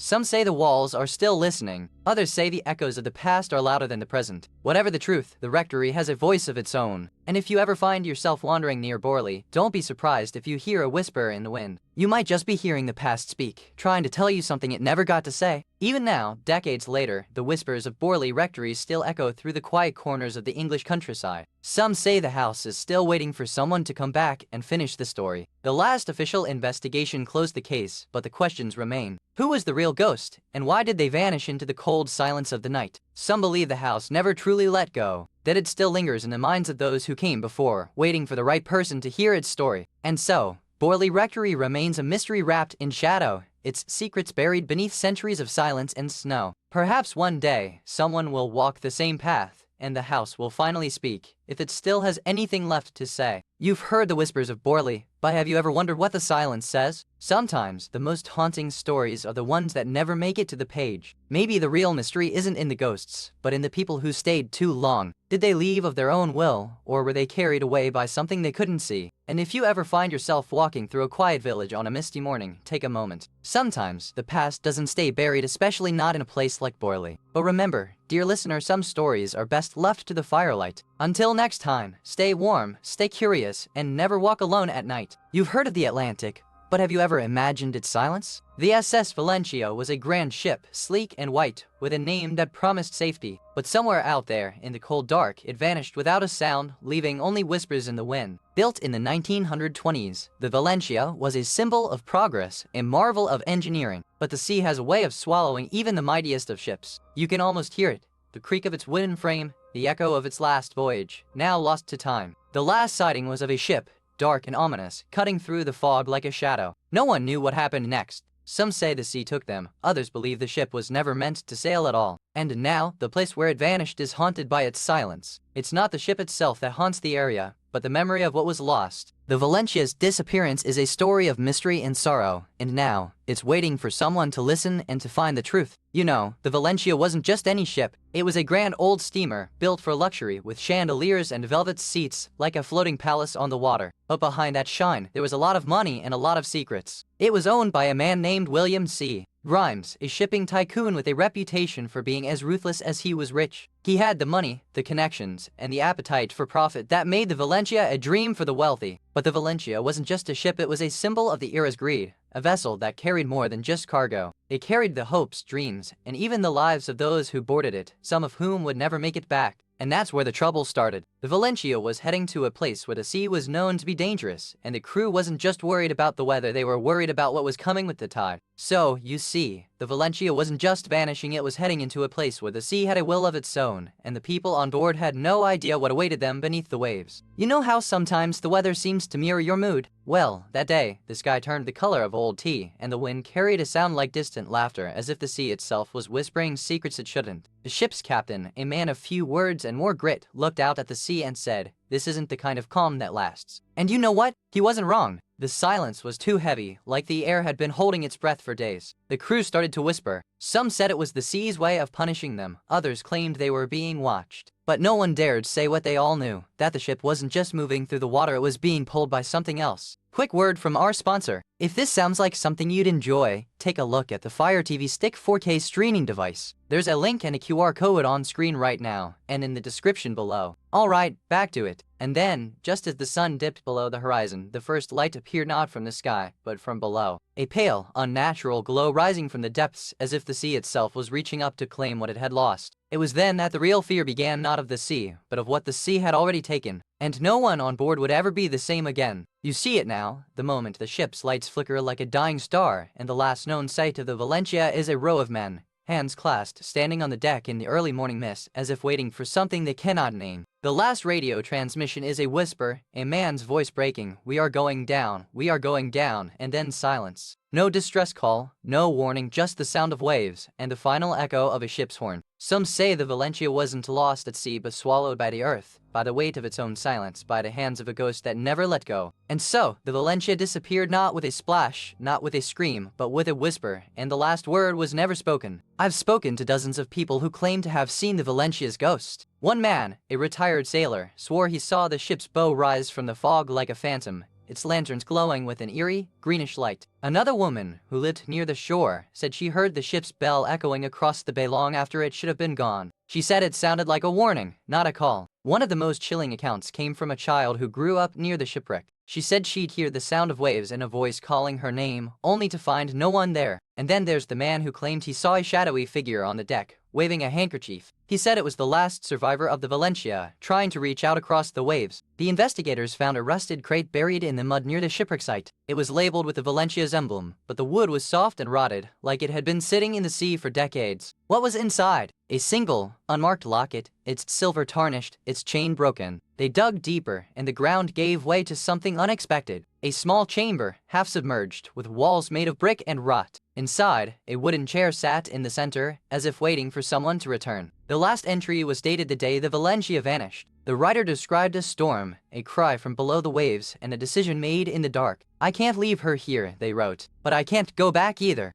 The investigators were baffled. No bodies, no wreckage, no explanation. Only this journal, and the sound of a child's laughter echoing through the ruins, long after the storm had passed. They packed up, leaving the journal behind, and returned to the mainland. But the laughter still comes on stormy nights, as if the Valencia's ghost is waiting for someone to listen. You know, the thing that still haunts me about the Valencia is not the storm, not the ship, not even the bodies. It's the silence. The silence that followed. No screams, no cries, just nothing. They say the sea took them all, but what if it didn't take them? What if it just let them go? And then, the world forgot to look for them? Some say the sea is a keeper of secrets. Others say it's a liar. But what if the truth is something worse? What if the Valencia never sank at all? And that's why I keep coming back. Not for the stories, not for the ghosts, but for the question that's never been answered. What really happened out there? And why does no one want to know? You've heard the stories, but have you ever wondered what the locals really think? They say the Valencia's ghost still haunts the waters, but some say it's not the ship at all, it's the souls of the lost who never made it home. Some say the ship never sank, it vanished into a storm that never came. Others claim the captain was cursed for taking the wrong route. But no one knows for sure. What do you think the ship's last moments looked like? The town still holds its yearly memorial, but the real mystery lies in the silence. No one ever talks about what really happened. Maybe they're afraid to remember. Or maybe they're waiting for the ship to return. You could almost hear the waves whispering the names of those who vanished. Some say they're still waiting for someone to find them, but the sea doesn't forgive, and the Valencia's still out there, somewhere. And still, the mystery lingers, like the last breath of a ship that never made port. No body, no wreckage, just the echo of a tragedy that refuses to be forgotten. The Coast Guard combed the waters for weeks, but all they found were fragments of hope, half a deck chair, a rusted lantern, and the haunting silence of a ship that vanished without a sound. We may never know the truth, but that's the beauty of it. Some mysteries are meant to linger, to remind us that even in the darkest waters, there's still a story waiting to be told. So, as we wrap up this tale, I'll leave you with this question. What if the Valencia wasn't lost at sea, but found in the hearts of those who still remember? You know, sometimes the quietest places hold the loudest echoes. The sea doesn't always roar, it hums, and that hum can carry a name, a memory, a warning. And sometimes, the past doesn't vanish, it waits, patient as the tide, for someone to listen. It doesn't need to shout. It just needs to be remembered. So, as you turn the page, I'll leave you with this. Sometimes, the truth isn't in the storm. It's in the silence between the waves. And now, I'll leave you with the next story. But first, a little warning: some ghosts don't like to be reminded of their past. You've heard of the sea,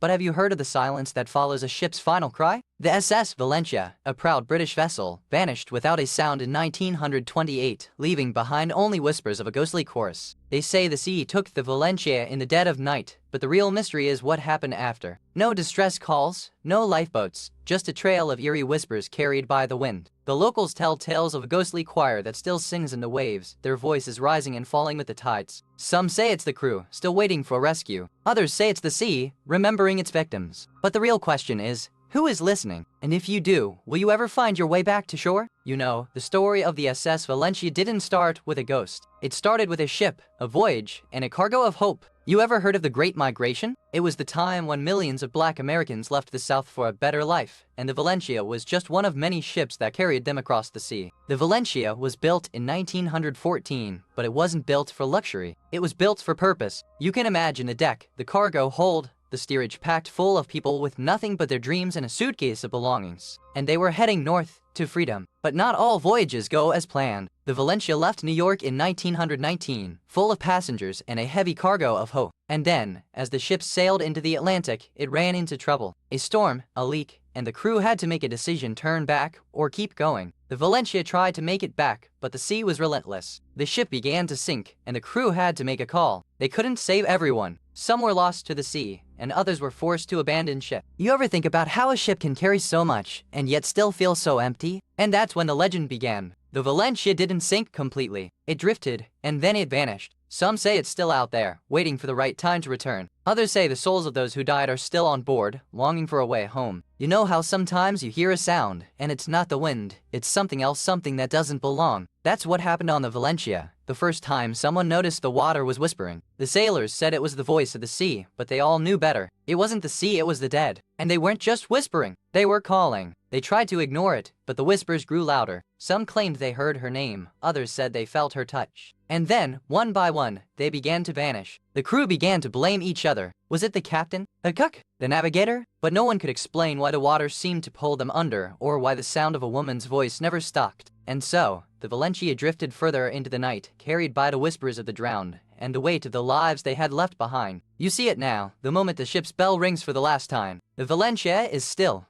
but the water is not. The sea remembers, and the sky is heavy with the weight of a lost day. The last crew member is gone. The last passenger is gone. But the water is still. You can almost hear the silence of a ship that never made it home. Quick word from our sponsor. If this sounds like something you'd enjoy, take a look at the Kindle Paperwhite e-reader. There's a link and a QR code on screen right now, and in the description below. Alright, back to it. The captain, a man of honor, tried to save them all. He went down with the ship, but the sea took more than just his life, it took the lives of every soul aboard. Some say the ship's bell still rings in the dead of night, echoing across the water like a warning. Some say the drowned still cling to the ship, waiting for someone to hear their call. And so, the Valencia sleeps. But the sea does not forget, and neither do those who were lost to it. I once spoke with a retired sailor who claimed to have seen the ghost of a young woman in a blue dress, standing at the bow of the Valencia, her hands outstretched as if calling for help. He said the ghost didn't move, just stood there, silent and still, like a memory refusing to fade. Another witness, a fisherman's daughter, swore she heard the sound of a child's laughter echoing from the water, only to find no one there. She said it was the sound of a child who had drowned, trapped between the sea and the sky, never allowed to move on. These stories don't just haunt the sea, they haunt the ones who hear them, and the ones who remember. We followed the trail of old sailors' tales through the dusty archives of the National Archives, where yellowed maps and faded shipping logs whispered secrets of the Valencia's final voyage. One document, a passenger manifest, listed a woman named Linger Hartwell, who vanished without a trace on the 13th of April, 1941. No body, no record, just a name and a silence that stretched across decades. We found a sailor's journal, scrawled in a shaky hand, describing the ship's last moments. The sea was a beast, and it swallowed everything. The Valencia didn't think it was taken.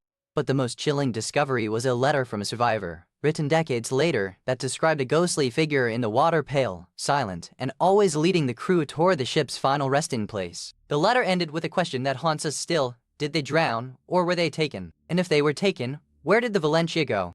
You know, the one thing that's never been explained is why the Valencia's final logbook was found sealed in a waterproof case, buried in the sand like it was waiting for someone to find it. It was found in 1962 by a fisherman who thought he saw a shadow moving under the waves before the tide pulled it away again. No one knows what that means, but it's the only thing that's ever been found that wasn't just tossed overboard with the rest of the ship. And every time someone tries to open the case again, it's like the sand remembers it was never meant to be opened. So here's the thing, the Valencia didn't just sink, it learned how to be the sea. You ever wonder what happens to a ghost when the sea swallows its ship whole? Some say the Valencia's spirit still drifts through the waves, a ghostly wake of salt and sorrow. Local fishermen tell tales of a silver light under the waves, a flicker of something ancient and lost. They say it's not the ship, but the souls of those who drowned, trapped in the depths. Some say the ship didn't sink, it was pulled under by the sea itself, a punishment for the greed that brought it to the waters. Others believe the drowned souls are still waiting for someone to bring them home. In the quiet hours, when the waves whisper and the wind carries secrets, you can still hear the Valencia's song, low, mournful, and full of longing for a shore that was never meant to be found. You've heard the stories, but what if the truth is even darker? No one knows for sure what happened on the Valencia, only that the sea swallowed everything. And now, it's still whispering. The ship's last log entry was never found.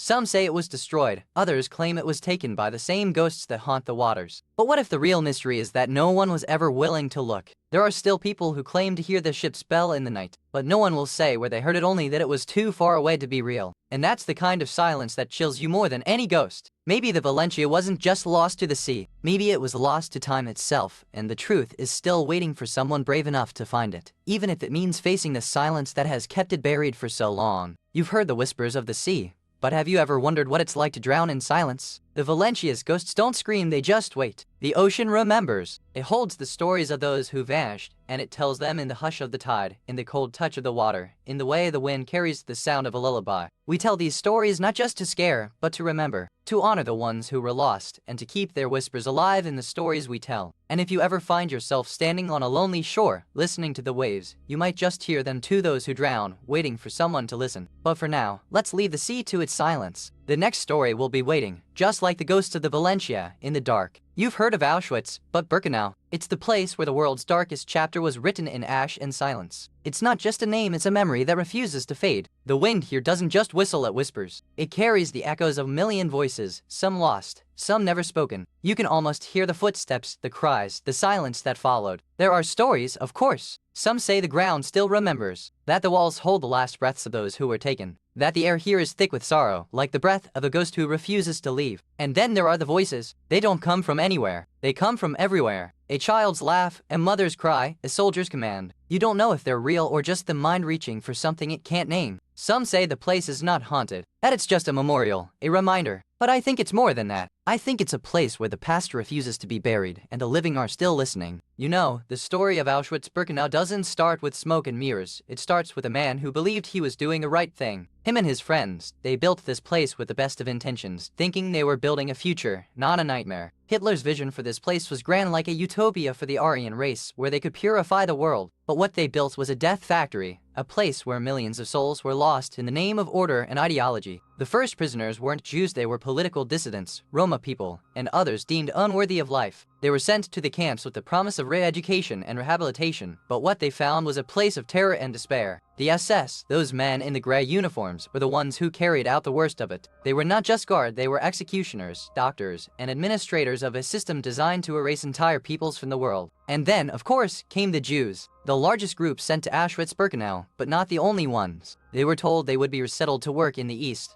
but what they found was a place where life was measured in hours, not days. This is where it all began. Not with a scream or a ghost, but with a vision of a world where the strong would rule and the weak would be erased. And in the end, that vision became a nightmare that would echo through history for decades. You know how sometimes the air feels too heavy, like it's holding its breath? That's what it was like that morning in 1940, when the first whispers of something wrong started to ripple through the air. The guards noticed at first a strange silence, broken only by the occasional cough or the rustle of fabric. It wasn't the usual noise of the camp. It was different, like the world had forgotten to breathe. Some said it was the wind, others the memory of the dead, but the whispers grew louder, more persistent, until even the most hardened among them could no longer ignore them. And then, the first true sign, something that no one could explain. A child's laughter, so clear, so real, that even the most skeptical of men looked up, hearts pounding. You ever notice how silence can be louder than any scream? At Auschwitz, the silence wasn't empty, it was a weight, pressing down on every breath. It was the sound of lives stolen, of names erased, of a world that refused to remember. The prisoners were told to walk in silence, but the truth was they couldn't. Their feet made no sound on the stone floor, but their hearts beat loud enough to shake the earth. And still, the silence swallowed everything. And then, the silence stopped. Not with a bang, but with a breath held. The world outside forgot. The world inside was gone. But the silence, it remained, waiting for someone to listen. So, when you walk through those gates, you're not just standing on history, you're standing in the middle of a scream that never ended. A scream that still wants to be heard. I remember the way the wind would howl through the barbed wire, like it was trying to carry a voice that couldn't be heard. One woman said she heard her own name whispered in the night, echoing from the crematorium. Quick word from our sponsor. If this sounds like something you'd enjoy, take a look at the Kindle Paperwhite e-reader. There's a link and a QR code on screen right now, and in the description below.